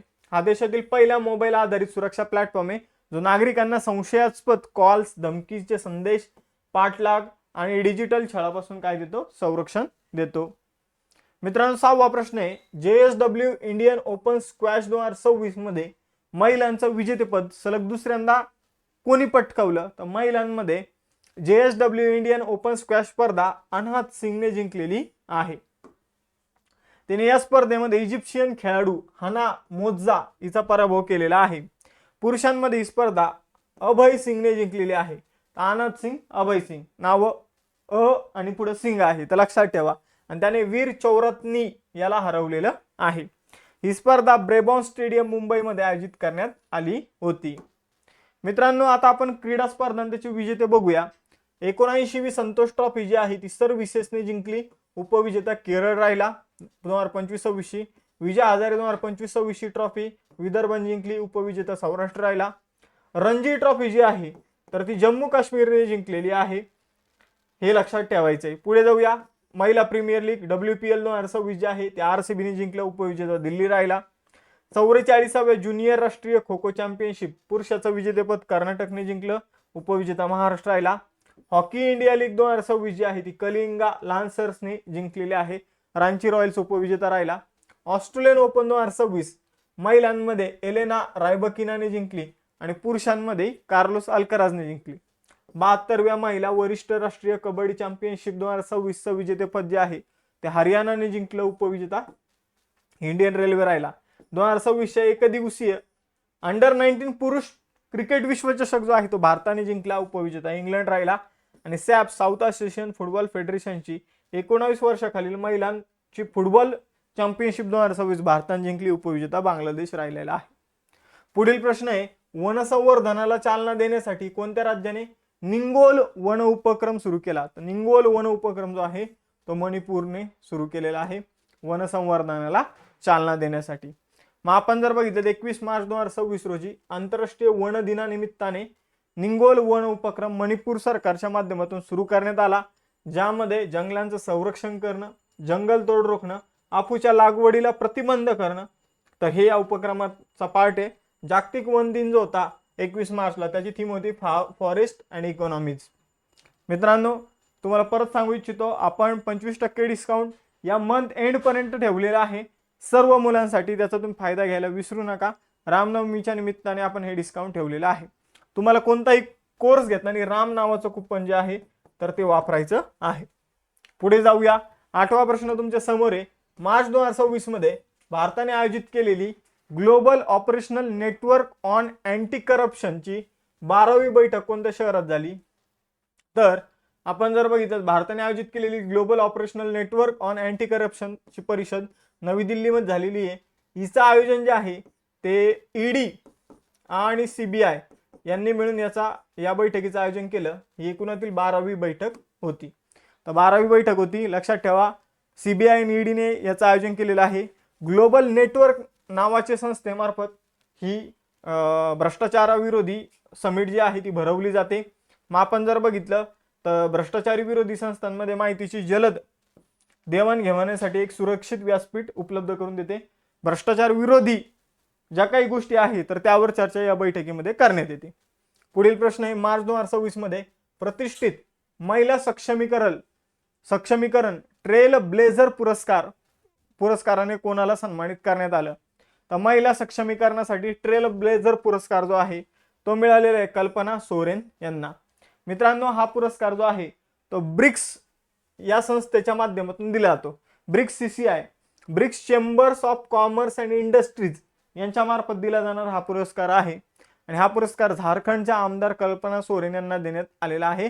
नवी दिल्लीमध्ये ब्रिक्स CCIWV वार्षिक महिला शिखर परिषदेचं आयोजन करण्यात आलं होतं. तिथं महिला सक्षमीकरण ट्रेल ब्लेझर पुरस्कारने आपण जर बघितलं कल्पना सोरेन यांना सन्मानित करण्यात आलेला आहे. पुढे जाऊया. कोणत्या बँकेने महिला बचत गटांसाठी भारतातील पहिला UPI लिंक्ड ओव्हरड्राफ्ट सुविधा सुरू केली? ओव्हरड्राफ्ट काय असतं? आपल्या अकाउंटमध्ये पैसे नसताना पण आपण ते पैसे काढू शकतो. मग ग्रामीण भागात ज्या बँकांचे आपण जर बघितलं तर जे काही आपण काय म्हणतो त्याला बचत गट आहे, आणि बचत गटामध्ये ज्या महिलांचं जे जनधन अकाउंट आहे तर त्या जनधन अकाउंटला 5,000 रुपयापर्यंतची ओव्हरड्राफ्ट सुविधा जी आहे तर ती देणारे बँक ऑफ बडोदा. तर आपण जर बघितलं बँक ऑफ बडोदा हे याचं उत्तर असेल. बँक ऑफ बडोदा ज्या महिलांचा बचत गट आहे, बचत गट असलेल्या महिलांचं जे समजून घ्या खातं जनधन असणार आहे तर त्या जनधन खात्यावर 5,000 रुपयाची ओव्हरड्राफ्ट सुविधा जी आहे ती बँक ऑफ बडोदा मार्फत दिली जाणार आहे. ही गोष्ट लक्षात ठेवायची आहे. केंद्रीय मंत्री शिवराज सिंग चौहान यांच्या हस्ते हैदराबादमध्ये या UPI लिंक ओव्हरड्राफ्ट सुविधेचं औपचारिकपणे उद्घाटन करण्यात आलेलं आहे. 5,000 रुपयापर्यंत इथं पैसे काढता येणार आहे. कोणत्याही कागदाची वगैरे काही गरज लागणार नाही. पुढील प्रश्न आहे, केंद्र सरकारने कोणत्या जागतिक तंत्रज्ञान कंपनीच्या सहकार्याने राष्ट्रीय AI कौशल्य विकास उपक्रम सुरू केला? तर आपण जर बघितलं तर केंद्र सरकार गुगल आणि YouTube यांच्या सहकार्याने जागतिक तंत्रज्ञान कंपन्या आहेत तर राष्ट्रीय AI कौशल्य उपक्रम सुरू केलेला आहे. गुगल आणि YouTube 15,000 तरुणांना, जे काही YouTube क्रिएटर्स आहेत त्यात जसं की अभ्यास मित्रमध्ये आम्ही सगळे YouTube क्रिएटर्स आहोत, तर अशा 15,000 तरुणांना AI कसं यूज करायचं तर त्याचं प्रशिक्षण देणार आहे मित्रांनो. तर आपण जर बघितलं गुगल आणि युट्यूबच्या माध्यमातून हे 15,000 तरुणांना मोफत प्रशिक्षण जे आहे तर ते दिलं जाणार आहे. या कार्यक्रमाचा उद्देश भारतातील नागरिकांना उद्योग क्षेत्राशी संबंधित डिजिटल कौशल्य प्रदान करून भारताला उद्योन्मुख तंत्रज्ञानाचं जागतिक केंद्र म्हणून स्थापित करणं हा आहे. पुढे जाऊया. 12वा प्रश्न आहे, दिल्ली सरकारने रस्ते आणि इमारतीवरील धूर शोषून घेणाऱ्या फोटो कॅटॅलिटिक कोटिंगची चाचणी करण्यासाठी कोणत्या संस्थेशी सामंजस्य करार केला आहे? तर रस्त्यावर एक कोटिंग केलं जाणार आहे, त्याला म्हटलं तर फोटो कॅटॅलिक कोटिंग. हे कोटिंग केल्यानंतर जे काही धूर वगैरे असणार आहे तर हे धूर शोषून घेते हे कोटिंग, आणि याच्यावर जेव्हा सूर्यप्रकाश पडतो तर तेव्हा ते काय करतं तर ते धुराचे जे कंपाऊंड असतात त्याला सिंपल कंपाऊंड मध्ये आपण जर बघितलं तर कन्वर्ट करून टाकतं. अशा प्रकारे प्रदूषण जे आहे ते कमी होऊन जातं. अशा प्रकारचा कोटिंग करण्यासाठी दिल्ली सरकारने IIT मद्रास सोबत करार केलेला आहे. तर या कोटिंग मध्ये टायटॅनियम डायऑक्साईडचा वापर केला जातो, जो सूर्यप्रकाशाच्या उपस्थितीत प्रदूषकाचं निरुपद्रवी क्षारांमध्ये रूपांतर करत असतो. तर दिल्ली सरकार, फोटो कॅटॅलिक कोटिंग, टायटॅनियम डायऑक्साईड आणि IIT मद्रास एवढं लक्षात ठेवायचे. पुढे जाऊया. भारताचं पहिले गोटेक 2026 प्रदर्शन मार्च 2026 मध्ये कोणत्या शहरात आयोजित करण्यात आलं? तर गोटेक प्रदर्शन जे आहे तर ते पुणे महाराष्ट्रामध्ये आयोजित करण्यात आलं. पुण्यातल्या कृषी महाविद्यालयात हे प्रदर्शन आयोजित करण्यात आलेलं आहे. या प्रदर्शनाचा उद्देश आहे गो आधारित शेतीला प्रोत्साहन देणे, ग्रामीण अर्थव्यवस्था बळकट करणे आणि ग्राम आधारित उद्योगांना उत्तेजन देणे. 14वा प्रश्न आहे, लडाखचे नायब राज्यपाल विनय कुमार सक्सेना यांनी मार्च 2026 मध्ये कोणत्या नदीवर ग्रीन कॉरिडॉर पर्यावरण संरक्षण प्रकल्प सुरू केला? तर ग्रीन कॉरिडॉर पर्यावरण संरक्षण प्रकल्प लडाखचे नायब राज्यपाल विनय कुमार सक्सेना यांनी सिंधू नदीच्या काठावर सुरू केला आहे. आपण जर बघितलं तर हा अनोखा पर्यावरण पुनरुज्जीवन उपक्रम आहे जो विनय कुमार सक्सेना यांनी त्याचं उद्घाटन केलेलं आहे. सिंधू नदीवर हा प्रकल्प बनवला जातोय. सिंधू नदी हरित कॉरिडॉर असं त्याचं नाव ठेवलं जात आहे. सिंधू नदीच्या काठांचं या ठिकाणी पुनरुज्जीवन जे आहे ते केलं जात आहे आणि आजूबाजूला वन वृक्ष लागवड केली जाणार आहे. पुढील प्रश्न आहे, मार्च 2026 मध्ये राजमार्ग इन्व्हेस्टमेंट ट्रस्टचा 6,000 कोटींचा पहिला सार्वजनिक issue IPO BSE Bombay stock एक्सचेंजवर कोणत्या संस्थेने सूचीबद्ध केलेला आहे? तर बघा, भारतीय राष्ट्रीय महामार्ग प्राधिकरण जे आहे, नॅशनल हायवे अथॉरिटी, आपण जर बघितलं तर NHAI अथॉरिटी ऑफ इंडिया जे आहे तर यांच्या मार्फत काय करण्यात आलेलं आहे, जर समजून घ्या की जे काही महामार्गावर टोल वगैरे असतात तर त्याच्याशी संबंधित एक कंपनी आहे राजमार्ग इन्व्हेस्टमेंट ट्रस्ट. तर त्यामध्ये आपण काय करू शकतो, गुंतवणूक करू शकतो आणि जो काही टोल लोकांकडून गोळा होईल तिथे जर प्रॉफिट झाला तर काय मिळणार आहे, आपण त्या कंपनीचे शेअर घेतले कोणाचे RIIT चे, तर आपल्याला जे टोल मधून मिळणार प्रॉफिट आहे तो आपल्यामध्ये पण डिस्ट्रीब्यूट होणार आहे. तर शेअर मार्केटवर एक नवीन शेअर येणार आहे जो असणार आहे राजमार्ग इन्व्हेस्टमेंट ट्रस्टचा. 6,000 कोटींचा तो काय आणताय, IPO आणताय, म्हणजे शेअर मार्केटमध्ये 6,000 कोटी रुपये ओतताय म्हणजे नागरिकांकडून घेताय ते 6,000 कोटी रुपयांचे शेअर नागरिकांना त्या बदल्यात देत आहे ते. आणि मग आपण जर बघितलं तर त्याला शेअर मार्केटवर आणण्यासाठी कुणी मदत केली तर भारतीय राष्ट्रीय महामार्ग प्राधिकरणाने मदत केलेली आहे. तर NHAI प्रायोजित म्हणजे स्पॉन्सर हायवे इन्व्हेस्टमेंट ट्रस्टचा 6,000 कोटींचा प्रारंभिक सार्वजनिक प्रस्ताव जो आहे म्हणजे IPO जो आहे, आपण जर बघितलं तर IPOचा फुल फॉर्म आहे initial public offering. Initial public offering हा त्याचा फुल फॉर्म आहे. तर आपण जर बघितलं तर तो IPO शेअर मार्केटमध्ये बॉम्बे स्टॉक एक्सचेंजवर इथं रजिस्टर होत आहे. हा भारताचा पहिला NHAI समर्पित पूर्णपणे नवीन इशू इन्व्हिट आहे जो पायाभूत सुविधांमधील सामान्य गुंतवणूकदारांना टोल आधारित महसुलाचा वाटा मिळवण्याची संधी देतो. तर आय होप आजचं सेशन तुम्हाला समजलं असेल. सेशन जर आवडलं असेल तर सेशनला लाईक करा, चॅनलला सबस्क्राईब करा. भेटूया नेक्स्ट सेशन मध्ये. चलो बाय बाय, जय हिंद.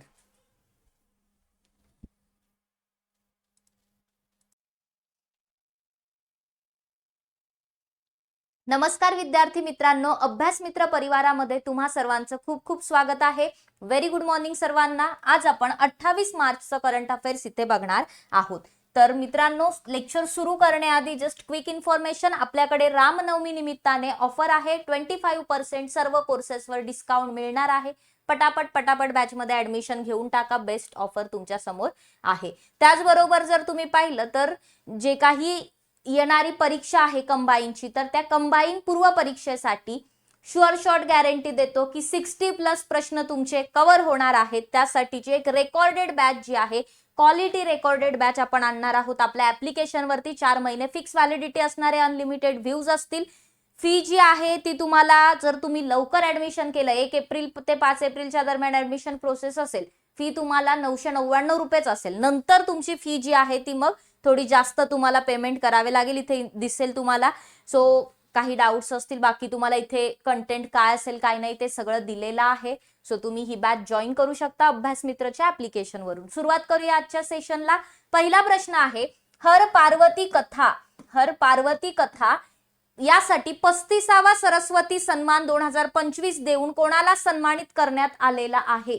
तर उत्तर आहे रामकुमार मुखोपाध्याय यांना 35वा सरस्वती सन्मान देऊन सन्मानित करण्यात आलेला आहे. बघा, सगळ्यांना माहिती असेल, हा जो सरस्वती सन्मान आहे हा लिटरेचर साठी दिला जातो. कशासाठी दिला जातो? लिटरेचर साठी दिला जातो. तर बंगाली लेखक आहेत रामकुमार मुखोपाध्याय, त्यांना हर पार्वती कथा या कार्यासाठी 22 वर्षानंतर प्रतिष्ठेचा सरस्वती सन्मान या पुरस्काराने गौरवण्यात आलेला आहे. मित्रांनो, सरस्वती सन्मान हा भारतातील सर्वात प्रतिष्ठित साहित्य पुरस्कारांपैकी एक आहे. जर आपण पाहिलं तर हा जो पुरस्कार आहे हा कोणामार्फत दिला जातो? के बिर्ला फाउंडेशन मार्फत हा पुरस्कार जो आहे तो दिला जातो. आणि जो काही विजेता असतो या पुरस्काराचा त्याला काय मिळतं? तर 15 लाख रुपयाचं मानधन, प्रशस्तीपत्र आणि स्मृतिचिन्ह देऊन त्यांना गौरवण्यात येतं. मित्रांनो, चर्चेत असलेला अजून एक पुरस्कार तो म्हणजे बुकर पुरस्कार. बघा, बुकर पुरस्कार मध्ये जर आपण पाहिलं तर बुकर पुरस्कार मध्ये बुकर आणि इंटरनॅशनल बुकर, ठीक आहे, एक बुकर पुरस्कार आणि एक येतो इंटरनॅशनल बुकर पुरस्कार. सो हे पण पुरस्कार लक्षात ठेवा. 2026चा बुकर पुरस्कार जो आहे तो डेव्हिड झेले यांना देण्यात आलेला होता. कोणाला? तर डेव्हिड झेले यांना देण्यात आलेला होता. ठीक आहे, तर त्यांचं फ्लेश नावाची एक नोवेल होती, त्या फ्लेश नावाच्या कादंबरीसाठी यांना देण्यात आलेला आहे. आणि इंटरनॅशनल पुरस्कार जो आहे तो कन्नड महिलेला देण्यात आलेला आहे. मुश्ताक बानू नावाची एक कन्नड महिला आहे. ठीक आहे, बानू मुश्ताक कन्नड महिला आहे, पहिली कन्नड व्यक्ती आहे की ज्यांना हा पुरस्कार मिळालेला आहे. तर त्यांची हार्टलॅम्प नावाची कविता होती, त्यासाठी मिळालेला आहे. बाकी मग इतर पुरस्कार तुम्हाला दिलेले आहेत, ते थोडेसे रीड करून घ्याल. जसं की 60व्या ज्ञानपीठ पुरस्काराचा सन्मान कोणाला देण्यात आलेला आहे? आर वैरामुथू यांना. इंदिरा गांधी शांतता पुरस्कार 2025चा ग्रासा माशेल यांना मिळालेला आहे. इतरही पुरस्कार पाहून घ्या. नेक्स्ट क्वेश्चन कडे जाऊया. कोणत्या राज्य किंवा केंद्रशासित प्रदेश सरकारने नवजात बालकांच्या मोफत जनुकीय तपासणीसाठी अनमोल नावाची योजना सुरू केलेली आहे? तर मित्रांनो, अनमोल नावाची जी योजना आहे ती कोणी सुरू केलेली आहे? तर लक्षात ठेवायचे, दिल्लीने. कोणी सुरू केलेली आहे? दिल्ली सरकारने सुरू केले, दिल्ली केंद्रशासित प्रदेश सरकारने सुरू केलेली आहे. अनमोल या शब्दाचा अर्थ काय? Advance newborn monitoring for optimal life care. ठीक आहे, सो न्यूबॉर्न साठीची योजना आहे. नवजात बालक जे आहे त्यांच्यामध्ये अनुवांशिक आणि जन्मजात जे विकार असतात तर त्यांचं लवकरात लवकर निदान झालं पाहिजे. बेसिकली रक्ताचा एक जो थेंब आहे त्या रक्ताच्या एका थेंबाद्वारे 56 प्रकारचे जे अनुवांशिक आजार आहेत त्यासाठीची तपासणी जी आहे ती मोफतरित्या केली जाणार आहे, जेणेकरून पुढे जाऊन ते अनुवांशिक आजार जे ते टॅकल करता आले पाहिजे. सो हे एक लक्षात ठेवायचं आहे. बाकी मग एक गोष्ट अजून तुम्ही लक्षात ठेवू शकता, 25 मार्चला काय सेलिब्रेट केलं जातं? अनबॉर्न चाइल्ड डे सेलिब्रेट केला जातो. नेक्स्ट क्वेश्चन आहे, IQ एअरच्या जागतिक वायू गुणवत्ता अहवाल 2025 नुसार जगातील सर्वात प्रदूषित देश कोणता आहे? तर जगातील सर्वात प्रदूषित देश आहे पाकिस्तान. पाकिस्तान देश जो आहे तर त्याला या IQ एअर 2025 नुसार जगातील सर्वात प्रदूषित देश म्हणून घोषित केलं आहे. आणि PM 2.5 जे आहे, पर्टिक्युलेट मॅटर 2.5, तर त्याची हुने दिलेले मानांक आहे त्याच्या पातळीपेक्षा पण 13.5 पटीने जास्त काय दिसले तर त्याची पातळी आढळलेली आहे. दॅट्स वाय तो सगळ्यात प्रदूषित देश ठरलाय. आणि प्रदूषित सगळ्यात शहर जर विचारलं तर उत्तर प्रदेश मधलं गाझियाबाद जिल्हा जो आहे तिथलं लोणी नावाचं शहर जे आहे ते जगातील सर्वात प्रदूषित शहर आहे. सो जगातील सर्वात प्रदूषित शहर भारतात आहे आणि सर्वात प्रदूषित देश पाकिस्तान आहे. पाकिस्तानला 143 पैकी जर आपण आता हा जो रिपोर्ट आहे बेसिकली, तर या रिपोर्ट नुसार जर पाहिलं तर 143 पैकी 130 देश जे आहेत किंवा प्रदेश जे आहेत ते हुच्या मानांकाची पूर्तता करू शकलेले नाहीत. फक्त 13 देशांनी ती पूर्तता केलेली आहे. मग सर्वाधिक प्रदूषित पाकिस्तान आहे, दुसऱ्या क्रमांकावर बांगलादेश आणि तिसरा ताजिकिस्तान येतो. बाकी जर आपण पाहिलं तर सगळ्यात स्वच्छ शहर कोणतं आहे जिथे पर्टिक्युलेट मॅटर 2.5चं वार्षिक सरासरी प्रमाण एवढं कमी दिसलंय ते आहे दक्षिण आफ्रिकेतील न्यू वुडविल नावाचं शहर, जे जगातील सर्वात स्वच्छ शहर ठरलेलं आहे. नेक्स्ट क्वेश्चन आहे जागतिक रंगभूमी दिन 2026 कधी साजरा केला जातो? तर लक्षात ठेवायचे 27 मार्चला जागतिक रंगभूमी दिन, वर्ल्ड थिएटर डे जो आहे तो साजरा केला जातो. ओके, सो हे आपल्याला माहिती असलं पाहिजे. मग बघा, आंतरराष्ट्रीय नाट्य संस्था जी आहे तर तिने 1961 मध्ये सुरू केलेला जागतिक रंगभूमी दिन 27 मार्चला साजरा करतात. नाट्यकला आणि तिचे जे कलाकार आहेत तर मानवी अभिव्यक्ता व्यतिरिक्त जर पाहिलं तर त्याची भूमिका सन्मान करण्यासाठी त्याची जी जो रोल प्ले करतात त्या रोलला सन्मानित करण्यासाठी हा जो दिवस आहे तो साजरा केला जातो. या वर्षीची थीम होती theatre and culture of peace. Okay, morning कन्सल्टने प्रसिद्ध केलेल्या रेटिंगनुसार 68% पसंतीसह जगातील सर्वात लोकप्रिय नेता म्हणून कोणाला स्थान देण्यात आलेलं आहे? तर आपल्या देशाचे पंतप्रधान श्री नरेंद्र मोदी यांना हे स्थान देण्यात आलेलं आहे. टॉप रँकिंग मध्ये नरेंद्र मोदी आहेत. सो तिसऱ्यांदा त्यांना लोकप्रिय नेते म्हणून हे स्थान मिळालेलं आहे. बघा, तुम्ही ऍडिशनल पॉइंट इथे लक्षात ठेवू शकता. नरेंद्र मोदी हे आता सगळ्यात म्हणजे लीडिंग मध्ये लीड जास्त दिवस लीड करणारे हेड व्यक्ती कोण बनलेले आहेत? नरेंद्र मोदी बनलेले आहेत. आधीचा जो रेकॉर्ड होता तो त्यांनी ब्रेक केलेला आहे. इवन सिक्कीमचे जे मुख्यमंत्री होते पवन कुमार, तर त्यांचा पण रेकॉर्ड नरेंद्र मोदी यांनी ब्रेक केलेला आहे. सो सर्वाधिक वेळ सत्तेवर असणारे व्यक्ती ठरलेले आहेत.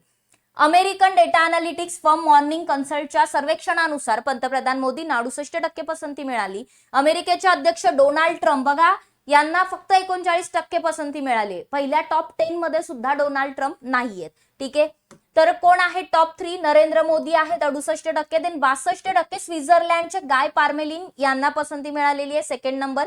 थर्ड आहेत ली जे-म्यूंग दक्षिण कोरियाचे, सो यांना 62% रेटिंग मिळालेली आहे.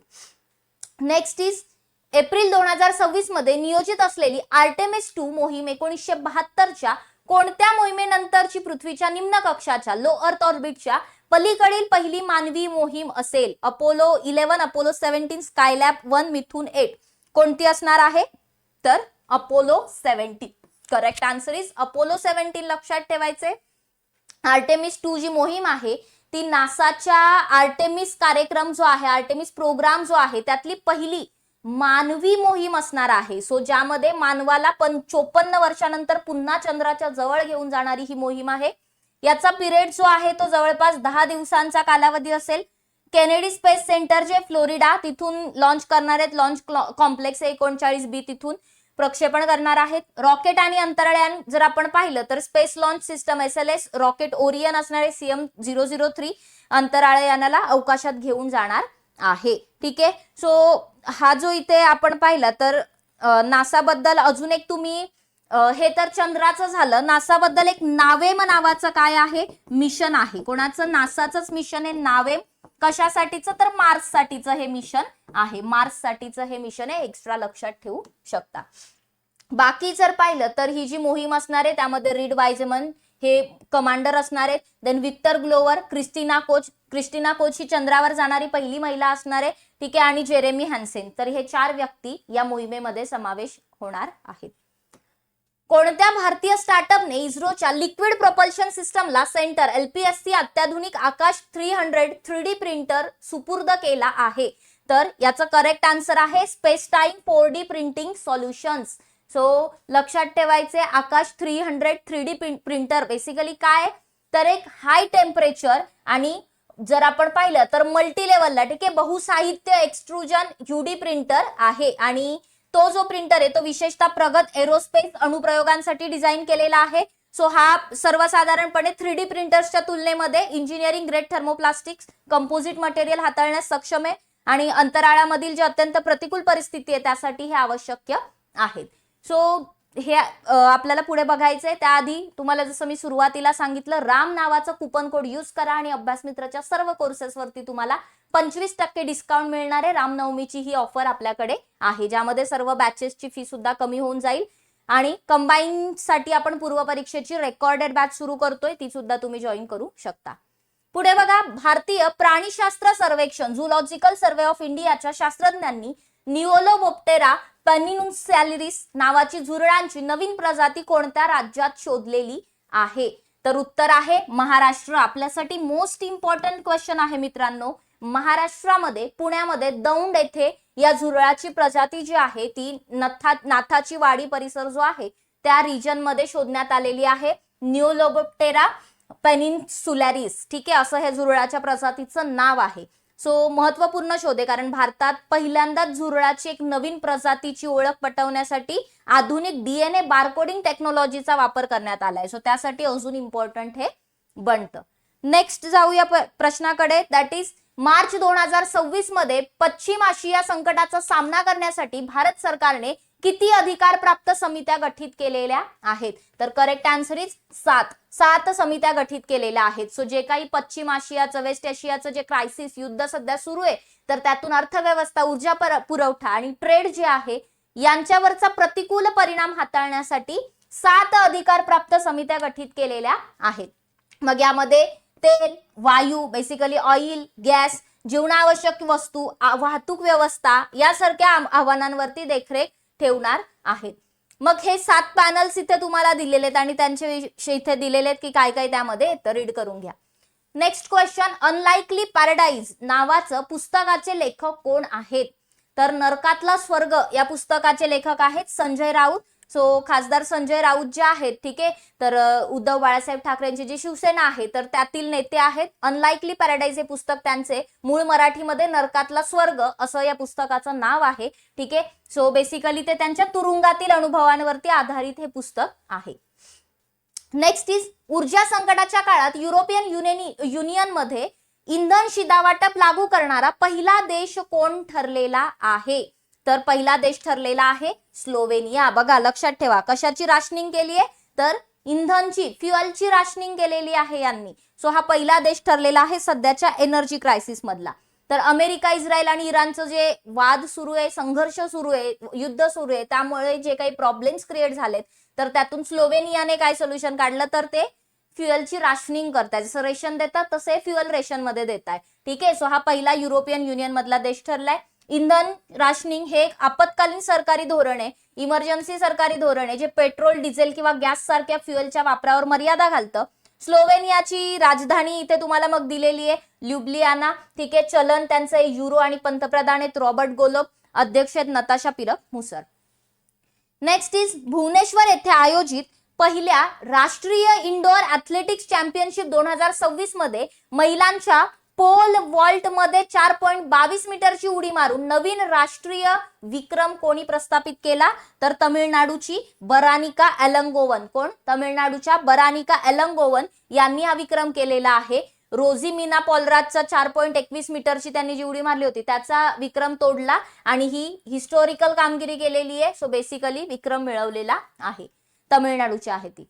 नेक्स्ट इज, मुदतपूर्व प्रसूतीच्या समस्येवर उपाययोजना करण्यावर लक्ष केंद्रित करणाऱ्या भारतातील सर्वात मोठ्या प्रेग्नेन्सी कोहर्ट अभ्यासाचं नाव काय आहे? सो प्रेग्नेन्सी कोहर्ट अभ्यासाचं नाव आहे गर्भ INI. काय आहे? गर्भ INI, ठीक आहे. सो जर आपण पाहिलं तर ह्या गर्भ INI जो आहे याच्या अंतर्गत 12,000 गर्भवती महिला ज्या आहेत त्याच्यावरती एक मोठा अभ्यास केला जातोय आणि केंद्रीय तंत्रज्ञान राज्यमंत्री डॉक्टर जितेंद्र सिंह यांनी माहिती दिली आहे की भारत अकाली प्रसूतीचं निदान आणि प्रतिबंध करण्यासाठी स्वदेशी कृत्रिम इंटेलिजन्स जे आहे, आर्टिफिशियल इंटेलिजन्स जे आहे त्याच्यावर आधारित टेक्नॉलॉजी विकसित करत आहे. सो हे इथे लक्षात ठेवायचे. बाकी बघा, एक करंट अफेअर्स मध्ये तुम्ही एक गोष्ट आधी अभ्यासली असेल की मालदीव्स हा पहिला असा देश ठरलेला आहे की ज्याने आईकडून शिशूला जे आजार ट्रान्सफर होतात, आई टू शिशू जे आजार ट्रान्सफर होतात त्यामध्ये HIV असेल किंवा हेपॅटायटिस B असेल, सायफिलस असेल, ठीक आहे. तर हे जे 3 आजार आहेत ते पूर्णपणे एलिमिनेट केलेले आहेत, हे लक्षात ठेवा. नेक्स्ट इज, मार्च 2026 मध्ये सर्वोच्च न्यायालयाच्या निर्णयानुसार अनुसूचित जाती शेड्यूल कास्ट हा दर्जा केवळ कोणत्या धर्माच्या अनुयायांपुरता मर्यादित आहे? तर उत्तर आहे हिंदू, शीख आणि बौद्ध. फक्त हिंदू, शीख आणि बौद्ध धर्माला मानणाऱ्या लोकांसाठीची अनुसूचित जातींचा दर्जा असणार आहे. सो 24 मार्च 2026 ला हा निकाल सुप्रीम कोर्टाने दिलाय की अनुसूचित जातीचा दर्जा हा फक्त हिंदू, शीख आणि बौद्ध धर्म पाळणाऱ्या लोकांसाठीच असेल.